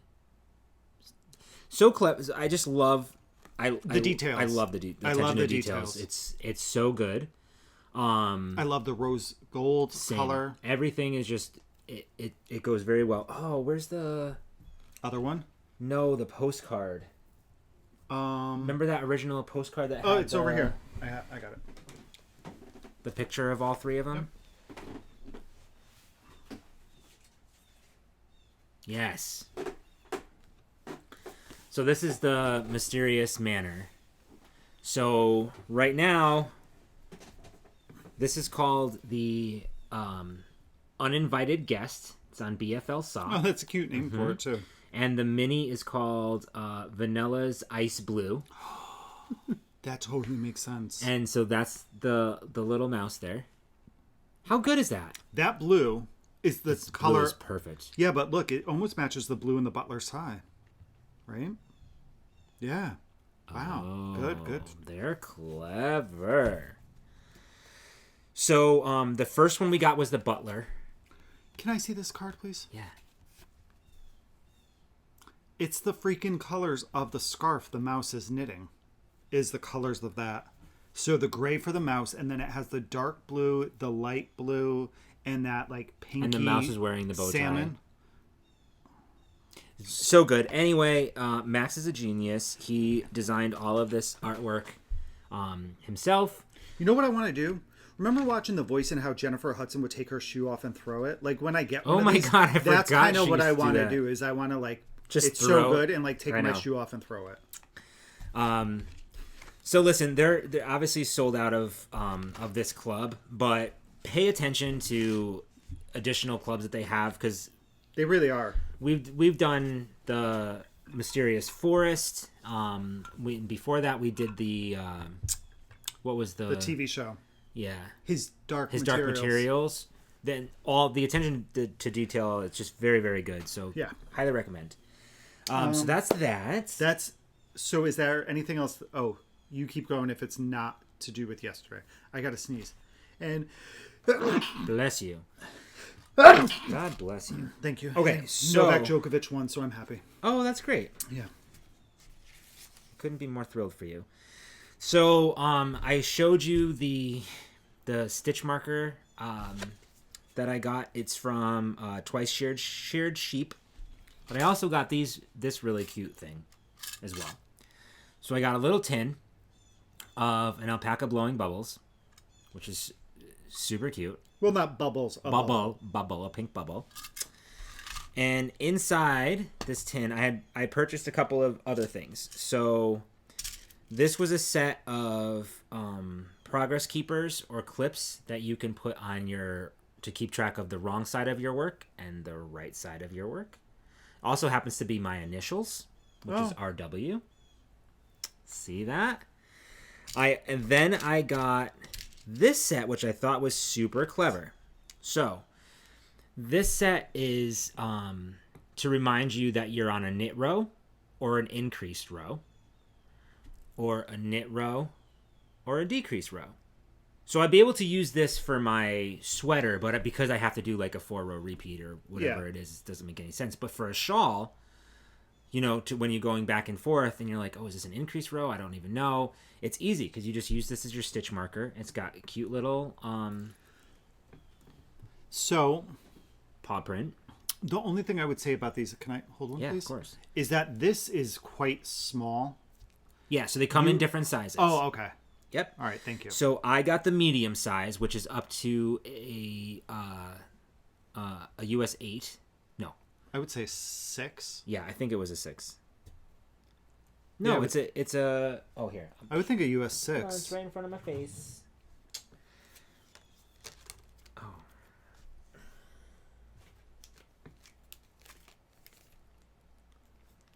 Up to a US 8. So it fits up to a US 8. Interesting. Yeah. It looks quite small. Yeah, but you can get different sizes. Yeah, that's so I figured I would get the medium one because it, for most of the things that I personally knit. So these came as a set here. These two came as a set, and then the row counter came separately. So I was like, well, let me get a cute little tin from there, which was very affordable, and I'll keep all my things in there. Nice. Yeah. So twice sheared sheep. And thank you. I can't remember who you were to recommend that, but thank you so much for recommending that because I really liked it, and I saw like their product. They're known for their snag free. It's all like one piece, so it definitely doesn't catch. I did see some yesterday at the yarn shop, and I won't say what brand it was, but it looked like it was going to catch because the rings, like you can see and feel the join of the rings together. So I felt like that would just snag the yarn like crazy. So these, highly recommend these. I'm having a good time with them. Nice. Mm-hmm. Continue. Okay, and my last breaking the bank that wasn't from yesterday was also part of a club. I think I'm... You talked about it last time.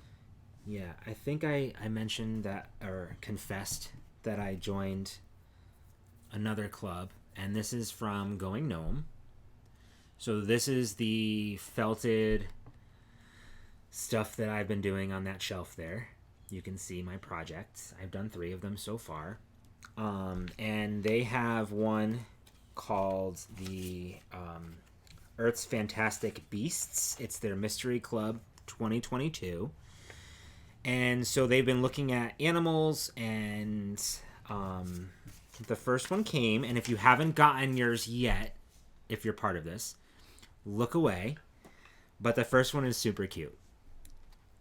And they gave you a hint on their website. It's like it's blacked out, but you can kind of see the outline of the shapes. And I thought that this was something different than what it was. I thought it was going to be an anteater, but it's not. It's an elephant shrew. Very similar to it is similar. Like the length of the nose is what. Sure. So this is an elephant shrew. And interesting note is that it lives in South Africa. It lives in about 240 acres. For one of them, live in 240 That's like their acres. Homeland? Yes. Gotcha. They live for about 4 to 6 years. I guess people do keep them as a pet. So in the wild, they're 4 to 6 years, 1 to 3 years as a pet. They can run at speeds of up to 18 miles an hour. Wow. Right? They eat bugs and feed in the daytime, where most of the mammals eat at nighttime. They stick out in the daytime. So super cute. This is the elephant shrew. Adorable. I know. So I'll be knitting or felting that guy up at some point, or girl, or whatever. I don't know what it's going to be yet. So that's that. I'm excited. Go you. Thanks. Kate and Kim and Laura thought that I can maybe write off these purchases because I'm working with needles. Since I'm a nurse, it's like a continuing education type of thing. So I'm going to explore that opportunity. Maybe get some more kits that way. Just kidding. Okay. I think that's all I have. What's this? Oh. All right. So, yesterday, we were at Pick Up Every Stitch. Again, that is in Mount Kisco, New York. And we got some yarn. You were not strong yesterday. I was not strong. No. I was weak. I was so strong. And then you opened the floodgates. Can I actually say one of my favorite purchases is not yarn? Where did I put it? Is it this? Oh, no. No. It's on the top. It's on your top shelf. But I perhaps... Okay, here we go. So this... I've seen this before. I am a sucker for this thing already. I love it. I took it out of the bag last night. I put it next to me, and I've already used it. This is from Thread and Maple. It's a magnetic phone stand, and it holds your stitch markers. I don't know. Hold this in. Almost. Like, it's a pretty strong magnet. It's wood. They had 2 colors. They had a light stained wood and this dark like cherry stain. Are these magnetic inside here? Probably not. No. Stitch markers, your darning needle, your scissors. So when we are sitting downstairs between like the 2 couches that we have is a table, but these phone cases are so slick that I don't like leaving them on there. And obviously there's like knitting and stuff on there. So I normally put this on the side between the armrest of the couch and the cushion. And I just thought it would be great to have a place to put my freaking phone. Or you could put an iPad or a tablet in there. Sure. And it was like, I don't know, $35 maybe for this? $37? You were very excited about it. I'm so happy. Yeah. They do have like a much larger one. Sure. That I almost considered buying, but this seemed like I would use it much more. Mm-hmm. I actually might even I thought about getting another one for the bedroom and just having it next. Like, well, because so I, in my head, made fun of you a little bit when you went to go buy it, but seeing it in action, I was like, I'm super jealous. I think it's such a great I would love to get one for myself and for the bedroom. So we would need 3 more. Yeah. That's a lot. I know. So that was my first purchase. Sweet. My first. You have both of ours? No. Did you put mine in here? Should be in the bag. Oh, okay. Mine. I'm sorry. I saw these. I thought it was so great. I'm a sucker for little cases and gadgets and stuff. And I had never seen anything. I had never seen in person anything from Thread and Maple. And so we got these little magnetic cases. Oh, we both have black? Yeah, I wanted to get brown, but they didn't have any more, remember? But I wanted this so bad that I didn't care that they would both be black. So I figured you'll probably magnetic. It's magnetic. It came with a little pair of scissors. Some darning needles. There's a little pocket in here too that you can put something if you wanted. You and then on the outside. Oh no, mine has stitch markers. Yeah, mine too. That's why I wanted to get a new one. They had a brown, but not in the plastic, and it was missing all the stitch markers. Oh, and these are metal stitch. So these are metal stitch markers, so they can sit inside there because it's magnetic. No, these aren't metal. Oh, well, anyway. They look metal. They do. They probably are just not a magnetized material. So I thought that was really, really cute. It's leather. It smells delicious. I love the way that genuine leather smells. More expensive than I thought. I didn't know how expensive it was. They are very pricey, and I didn't know how much it was either until close to checkout. But you know what? It's okay to splurge every once in a while. We don't do drugs. We don't drink often. You know what I mean? So often. Well, I mean, no, we really don't. We don't. We buy yarn. That's what we do. That's what we do. So whatever. And we buy things for the dog. Yeah. So it was a nice treat for us. But these are like $50, which is a little bit pricey for this. But genuine leather, I don't need to sell you on it, but I'm happy with it. Really happy with the purchase. They came in 2 different colors from what I saw. There was a brown one, and then there was the black one. I don't need to put it in the box. So next up, use it right away. Is yarn that I bought, and I bought yarn to make hats. So all the yarn that I purchased yesterday... Great transition, because my yarn's for a hat, too. Yeah, all the yarn that I purchased yesterday actually has projects in mind. I think I showed you guys this pattern a couple weeks ago. This is a Blue Sky Fibers pattern. Oh, how funny. Which is fun. What was that? Stitch marker? Yeah. It is... Oops. Where'd it go? Okay. It doesn't matter. It is the Salish cap. It is fingering held double. It's meant to be knit with their Woolstock Light. I asked, they didn't have it at Pick Up Every Stitch, so I compromised. Oh, let me show you the hat. It's nice. Yeah. Just a really nice, simple, ribbed hat that's marled. It's meant to be marled. So I bought all the yarn that I bought yesterday is yarn I've never knit with. So I thought, since I had a project of mine and I've never knit with it, that it would be a good purchase. Totally. So I'm missing a skein. You are? Yeah. So I got yarn to make 2 of those hats. Oh no. That's sad. Maybe you didn't buy enough. No, I had 3 skeins of this. There was a lighter blue. You sure? Yeah. Oh. That's right. So this is still sitting at the store. Bijoux. Bijoux? Yeah. Bijou. And this is their lamb's wool. I got this, which is the dark blue turquoise. I purchased this one, which is soft orange brown. And this is dark gray brown. So I got these 2 to go together. And I had a 4th skein that apparently didn't make it home with us. That was a very like similar blue. So it wouldn't have been very high contrast between them. But it would have marled really nice for it. So I guess I'll have to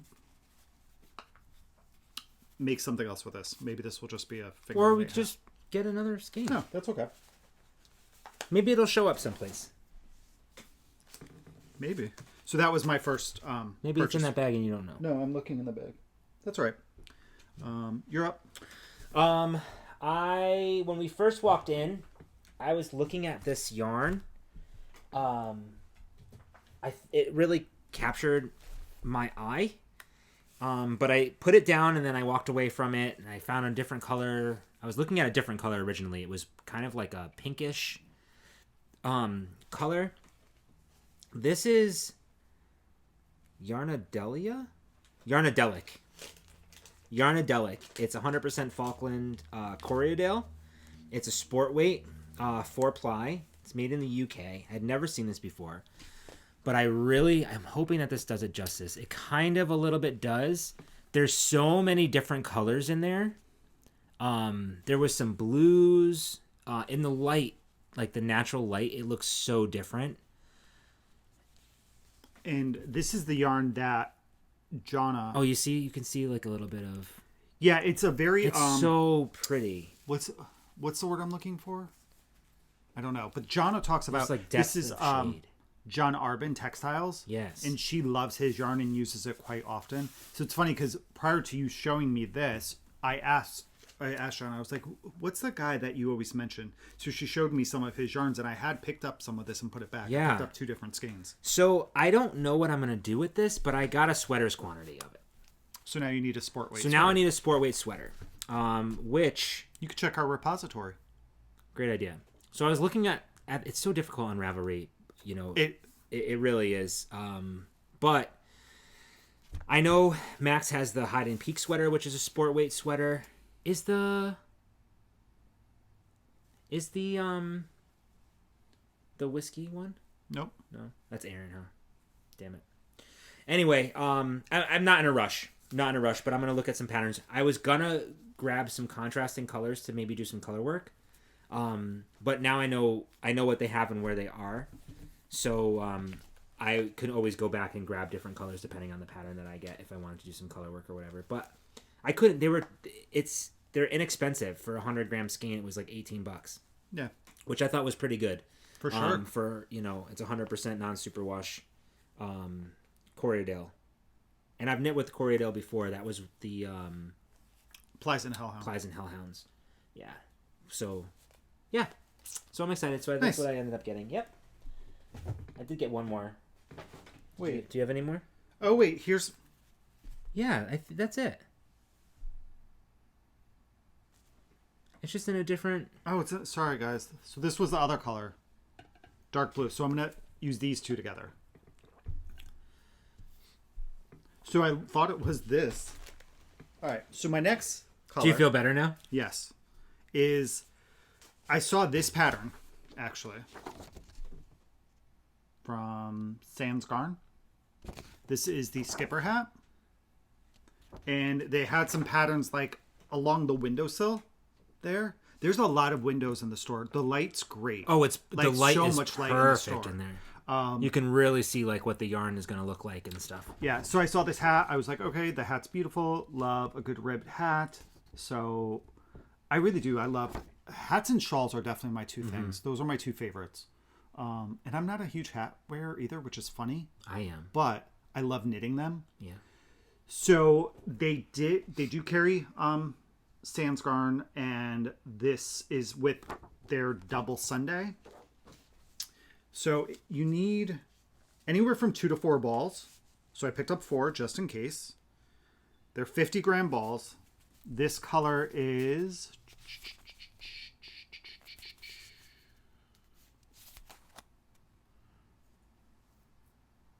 It's in a different language. It is. I think it's a non-superwash. 6580. I don't think it has a...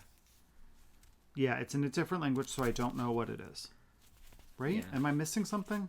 Whatever. Double Sunday? That's the base. It's a really beautiful, like, blue-gray. It is beautiful. So here's the... I'm assuming that this number, the parte number, means lot number. And this is probably the colorway, which is 6580. Yeah, that's what I'm thinking. Yeah, that's typically the way that it goes. But it's a beautiful 100%. It's really soft. Yeah, it's 100% superwash, non-superwash merino. 50 grams, 108 meters. It is I think this is worsted or DK. This is a double knit. It's a double knit, which I love knowing that DK stands for double knit. I know. I just learned that. I think I learned that from watching Martin. Oh, it smells nice. It smells like the smell store. Lovely. The store smelled nice. Yeah. It kind of reminds me of like an incense, doesn't it? I don't know why. All right. A bunch of losers. So, and this pattern too, obviously, is what I got. So that was everything I purchased yesterday. Okay, I have one more. I'm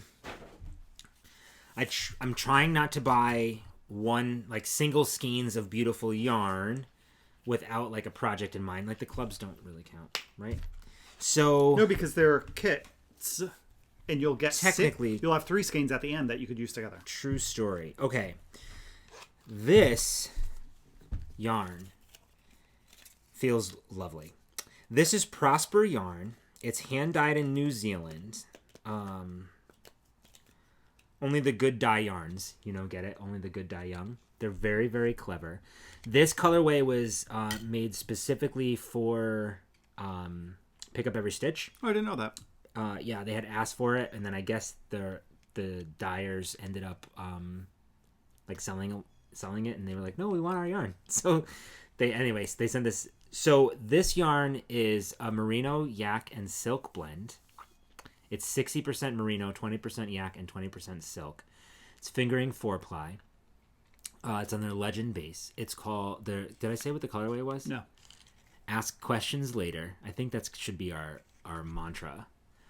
I love their care instructions. It's hand wash, dry flat, snuggle. Cute. The reason why I bought this was, they have a ton of samples. They do. And it was a sample. And it felt so amazing. I think I picked up in the sweater. It was some of this yarn too. Oh, it was so... It smells good. So this is it here. I opened it up because I wanted to feel again. I wanted you to feel like how silky and drapey that's gonna be. Yeah, it's really, really pretty. So I want this close to my face. So I'm going to, and it's 1 skein, and so I'm going to knit the muscle burr hat, and I'm gonna love every minute of it. So that's what I'm gonna do because I feel like it's just gonna be so nice, right? Do you think? Absolutely. So yeah. So this is what I'm gonna do. I love it. I love it so much. That's what it's going to look like on my head. All right. So that is the end of Breaking the Bank. So that's all the knitting content, y'all. So thank you for sticking around. This could be a good It's a long one. We're over 2 hours. We haven't had an over 2 hour in quite some time. Yeah. How many times did you guys pee? Because I feel like I need to go. So all that's left. I'm casting this on today. Oh, and the other hat. I know, we gotta go scan. And I have to do homework. And I gotta eat. I know, we have to eat. I have to go grocery shopping. Guys? I'm off next week. You are. This week. There you go. So let's talk about what we've been reading and watching. All right. I'm going to start with reading while you scan that up. So I think I finished 2 books. Let's see. So I read...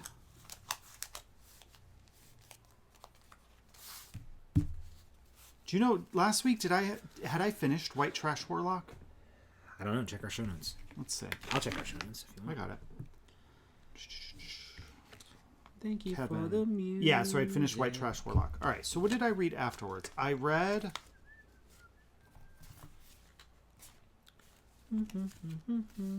I guess I only read 1 book.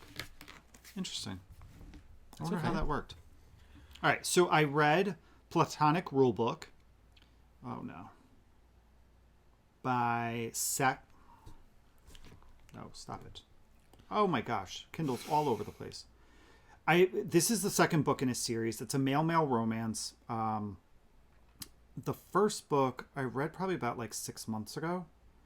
This one is by Saxon James, right? Yeah, Saxon James. It is in the Divorced Men's Club. This is book 2.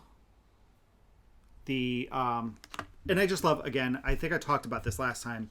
The characters are 40 years of age or older in it. In this book, the main character and his wife have been married for 21 years. Their son goes off to college. Over the past year, they had decided to get a divorce. They weren't happy, obviously, because they're getting a divorce. But they hadn't told their son. They were going to wait till he came home on his first break to tell him. And so, he moved out. They owned a business together, and his best friend was all gung-ho. I'm going to take you out on the town. You can do whatever you want. And that did not work out well for the two of them. They've been friends since middle school. And it was a friends to lovers romance. And it was cute. There's a lot of naughty bits. Uh-huh. So if you don't like the naughty bits, don't read it. But yeah, it was a cute book. I like this author's style of writing. I like their storytelling, and I like the little community. I feel like it's they live in that small town feel, and a lot of these books happen in those small town feel. They have an old prison there that has been shut down, and now it's a very Halloween town. Everybody goes to tour the prison and stuff. Get themselves all spooked out. And they own the main character owns a inn, a bed and breakfasty type of place there. So it's their busy season that time of year. So yeah, it's just cute. There's makes me chuckle here and there. So I read that, and then I started reading 2 books actually. One of them I didn't have the headspace last night to read, so I picked up a different book. So I started reading The Last Son by Katie Edwards. It is I think it's a male fantasy. From what I gathered so far, they're Atlanteans. Oh, you were telling me a little bit about this. So I read it. I started reading and I got confused because I knew that it was a fantasy. And looking at the cover of this, you can tell based on the cover that it's that looks fantasy, right? Well, they're wearing modern clothes. Yeah, but he has glowing eyes. Yeah. So I knew that it was but then there was a mention of a football field and Tic Tacs. I'm but wait. you can have No, I know that. Modern day fantasy. But not urban fantasy. It wasn't fantasy. Described as urban fantasy, just a fantasies, which are, different. And Semantics. They were talking about scions and lords and castles, so I expected something different. And then there was the mention of a football field and Tic Tacs, and I got very confused. But here's the book. It's a cool cover, actually. Yeah, it is a trilogy. I believe one of you all may have suggested it to me, and that's why it's in my queue. Mm-hmm. But I didn't have the headspace for that last night. I needed something a little bit different. So I downloaded The Kite by N.R. Walker. Again, this is I've read a bunch of N.R. Walker. It is a male-male romance, but these are... This might be on my... They're assassins who you find out were hired to kill each other. And they know of each other, they're like Mr. and Mrs. Australian Smith. military and like a freelance assassin. Like they've both been in this line of work for 10 or 15 years. Sure. They know of each other. One of them saves the other. And now they're trying to figure out who put like the hit out on them. It's almost like all governments are out to get them, but they don't know why. So I thought that would be good. N.R. Walker, I loved everything she's written. Most of the books take place in Australia, so there's that fun terminology and like, they went to the boot of the car and petrol station. And there was one I read one around Christmas time where one of the characters is from Australia and moves to the U.S. and I think it took place in Montana. And then there's another one that's like a sequel to that's on my list. Fine. But N.R. Walker, if you like male romance novels, they're not just romance, they're actually like some suspense or like things like that, is a really good writer. And that's what I'm reading. Cool. So I finished listening to 3 books. And I'm still currently reading The Priory of the Orange Tree, which is actually really good. It's a lot of setup right now, still, I feel like, and I'm about halfway through. It is by... How come I can't see all my... Go to your library? I have to go to see all. Oh. So I'm trying to learn how to do Goodreads. I still don't understand it, but a lot of you have become my friends, so thank you all so much. My link to my Goodreads is down I should below. put mine down below. I have it. I've had it for years. We're not friends. No, we are not. You're especially awful. the way that you've been treating me today. We are not. Oh, friends. please, everybody, don't listen to what Kevin's saying. There's nothing but loving relationship. So this is The Priory of the Orange Tree. It's by Samantha Shannon. And it takes place kind of like in an alternate world, but it is Earth-like, I suppose. There's dragons and wyverns and dragon riders and queendoms and queens and blah, blah, blah, blah, blah. Assassination attempts and different things like that. I saw it on Book Talk yesterday. On what? Book Talk. What the hell is Book Talk? It's TikTok when people show their books. They call it Book Talk. I think you make these things up. I do not make you make these things up. No. I can't. Do you have to download something new for Book No, Talk? it's on TikTok, but people talk about books. It's a TikTok about books. Can I just say again how I'm not hot? I was gonna say we're over 2 hours in. No, and you still I'm haven't fine. Even... I'm Good for literally you. super comfortable. No, I think that's lovely, but your sweater's stabbing me in the arm. Okay, so that's that. I'm not sure if I'll end up giving it 5 stars. I'm hoping that it's just taking a long time to like build things up. There's like 4 different things happening. There's like something happening in each for these 4 characters. Oh. I guess, and like maybe there are they'll all different come storylines. together I'm hoping and that they merge. all come together in some sort of semblance of. And maybe they form the Priory of the Orange Tree. No, that's the actual like land or like the orange tree, and there's some. So you're learning the history. There's like religion and different things like that. Okay, so based on Kevin's recommendation, I read Red, White, and Royal Blue. I listened to it. Red, White, and Royal Blue by Casey McQuiston, I think. Kevin talked about this last week. I loved it. I loved it so much. I was reading some of the reviews. A lot of people hated it, and a lot of people loved it as well. It's political fantasy. Yeah, basically, it is. I mean, it's like fiction for right? sure. So. And there are some naughty bits in it. But they don't describe, like, you don't go away learning what their penises look like or anything like that. The descriptions are very, like, you know what's happening, what? But you don't know if, you know, what their religion is, quote unquote, if you know what I'm saying. So it's very, it's very good. It so feels like. With you. So Can I go grocery shopping already? Yeah, soon. We have to eat lunch.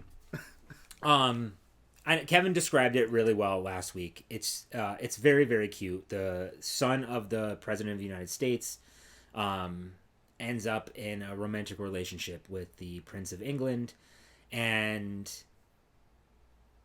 all the feelings of like starting a new relationship and the excitement and, you know, like surprise and getting to know each other. I thought it was a great story of them trying to figure it out. It is 100% like feel good, saccharine type of story. Like it's a happy ending. Yeah. Very, very good. As long as you're going into it like, you know, it's good. It's exciting. Like there are definitely some parts that make you blush for sure. And again, it's fiction. It's fiction. It's how I want the world to really be. Well, no, what was really cool too for me is seeing how two public figures handle a relationship that may not be seen well by the public. Right. And politics is stupid. Like politics suck. There's all these backhanded baloney, blah, blah, blah, blah, blah. Okay. But I thought it was a great book. Yeah, and they're making it a movie, which I'm super excited for. Yeah, and they did a good job with the actors. They have. Can't wait to see them smooch. Absolutely. Okay. So I finished that, which was great. And then I started this new series. It's called the Fire and Brimstone series. Sounds familiar, actually. Nikole Knight. There's a lot of ratings already on Goodreads? Yeah, on Goodreads. So I don't know if I think there's 4 books. Anyway, I finished 2 of them, and this is all audio too. And the reason why I chose this one is because my favorite narrator is Kurt Graves right now, and he's the one that did the whole Green Creek series that I listened to on Audible. He's amazing. I think he's absolutely amazing. I think he brings the characters to life so very well. So Revelations is book 1, and my chart. My mom has an appointment, and so I did Revelations. I'll tell you the story after I show you. I finished Revelations and I finished Sacrifice, and I'm currently reading Illusion right now, which is book 3. Premise is that your main character has learns that he has 3 guardian angels, and there is this whole hierarchy system of angels, which is kind of neat. You have your archangels and all, like, you know, different things, cherubs and X, Y, and Z. And the guardian angels, you have a prime, and you have 2 secondary guardian angels who are each other's others, is how they refer to each other. And the others are like kind of like the opposite, like polar opposite. Like for in one character, Noel is his name. He's the one of the angels. He's is like all like white and pure and has so like your conscious almost. Yeah. Like the angel depth. Kind of. I'm just saying like that polar opposite. Yeah, kind of. The polar opposite. And then the other one, Jai, is, you know, dark and broody and mysterious and dark hair, wearing leather jackets. You know, Noelle wears like rainbow socks and is just very like, you know, happy. And so, anyway, the main character learns that he's got some guardian angels, and I definitely don't want to ruin it for anybody who will read it, because I highly recommend this series so far.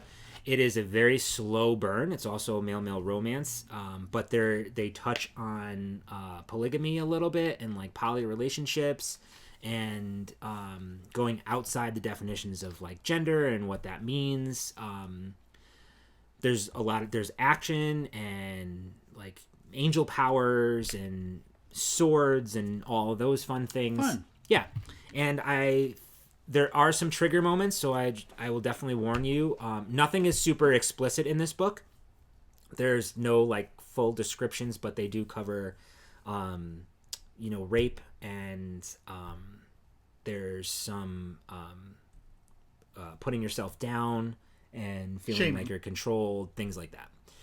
But it is over quickly. The author actually gives a description of what some of the triggers are in the book. I think she does a great job with this, and also you know, breaking those lines and definitions of like gender and what that means, and relationships and love is love and all that fun stuff. She promises a happy ending at the end of the series. Right now there's some turmoil for sure, which is keeping my interest. I really like it. It's been good. So I finished 2 of those. Yeah, and I'm reading the 3rd one. All right. That's so it. on to what we are watching. We watched the final season of A Discovery of Witches. Oh yeah, season 3. I forgot we did that. That was nice. We actually bought it from Apple TV because we already had season 1, so we just need to buy season 2. Season 3, I enjoyed it, but they took the most liberties in this season from the book than either of the other two. Right. Not that there were any like inaccuracies or no, they really flipped some characters' roles. They totally did. They really. Yeah, actually, no, I just remembered. So I enjoyed it though. I thought it wrapped up well. I was happy with some of the decisions. I think it wrapped up the TV series very well. They took what they started in the beginning, obviously, that trajectory, and took those characters where they wanted to go. But it was different than the book. And what I really enjoyed about seeing the series and seeing everything that happened that wasn't in the book could have possibly happened in the world that the books took place in. Yes. Just not on the pages of it. Like, you're watching something and you're like, oh man, that probably could have really happened. But because our main focus was these two characters, we don't know all the stuff that happened in the background. And I think that's what was really intriguing about this for me, and what was done so well is that it still felt believable to the universe that the book takes place in. No, that makes sense. I still think the casting of it was fantastic. Yeah, it was pretty good. The only one that I didn't agree with going back to season 1 was Marcus. But he did grow on me a little bit, but they took Marcus in a different direction. The character, yes, I think they took his character in a different direction because he wasn't. Yeah, they took him in a different direction. He played a different. He had a different personality, actually, in the books than he does in the TV show, and like physical description, he was a little bit different. But the one thing that grew on me throughout it is that. And it's actually probably because of the 4th book that it makes sense to me. Him and Phoebe? No, his British accent. Because in the book, he's like a Southern California blonde-haired surfer dude. But they do describe, in the book, that his accent is, they don't know where his accent is. But then the 4th book, it talks about all the places that he lived. Yeah. And then I was like, duh, like, the family's from Europe. Right. Well, so he was from the U.S. But the Claremonts. Yes. So he grew up as a vampire there. Sure. So then I was just like, oh, that actually makes sense that he's been living there for 400 years or whatever the case is. His accent would change. Right. And he would pick it up. So yeah, we finished that. We also finished something else. Yeah. Obi-Wan. Which I think the first 4 episodes were okay. Right? They were entertaining. The last 2 episodes made the series. I agree. I still think that the series was meh. Yeah. Overall. But yeah. Sorry guys if you the last really episode I thought was good. Yeah. Really good. It was my favorite of all of them. He was very broody. Well, yeah, I mean, I know. He also went through a lot. Yeah. We're keeping up with Ms. Marvel on Disney Plus. Love it. I can't say enough about that show. I love that show. I think there's only 1 episode left next week. And I think that's all we've been watching. We mentioned some of the podcasts that we've watched. We do need to watch Umbrella Academy is next on the list. Correct. We wanted to do that this weekend. There's something else that I said. The Boys. The Boys. We are behind Boys. on that too. So those are kind of going to be our next 2 shows. Yeah. All right. I think that's everything. We're 2 hours and 22 minutes in. I'm sorry. It's a long one. It is a long one. We knew that. It's been a while since we've had one this length, so I'm cool with it. I'm cool with it too. I'm cool with it. Whatever. Yeah. So I can't wait to see you all at Rhinebeck. And we talked about it with our knitting group on Thursday. It's so exciting. It's getting closer. It's under 100 days. I know. Yesterday was just like, it was a little bit of that feeling. Preview. Of just seeing people who share like the craft and interest and it. Not even craft, the passion. Right? Yeah. There's just something about the community and getting to be with like-minded people and enjoying each other's company, being able to talk about projects with people in person. Right. There's so much more that goes into that. And yeah, I don't know. It's going to be so much fun. And we're really looking forward to it. So, but in the meantime, I love the interactions that we have on the videos. So please make sure that you comment, like and subscribe and all that. And what we will do, because we forgot to mention this, is we wanted to thank you all because we did hit our 14,000 subscribers after the last episode. So we need to schedule a live soon. We do. We should definitely do a live. We'll mention that in the next podcast. Okay. All right. So, ladies and gents, thank you for hanging out with us for 2.5 hours. We appreciate if you stuck with us this entire time. I can see why people think that you're taller than me. I know, because I sit up straight. I feel like I'm sitting up straight, though, too. I don't know. I am. I can't sit up any straighter. My spine's going to break. You know what that means is that I was going to say, do I have a longer torso than you? I think you have a higher chair. Maybe no, they're the same exact chair. They are the same exact... You're a fool. All right, so thank you, everybody. We hope you guys have a good 2 weeks, and we will catch y'all in a fortnight. Bye. Bye.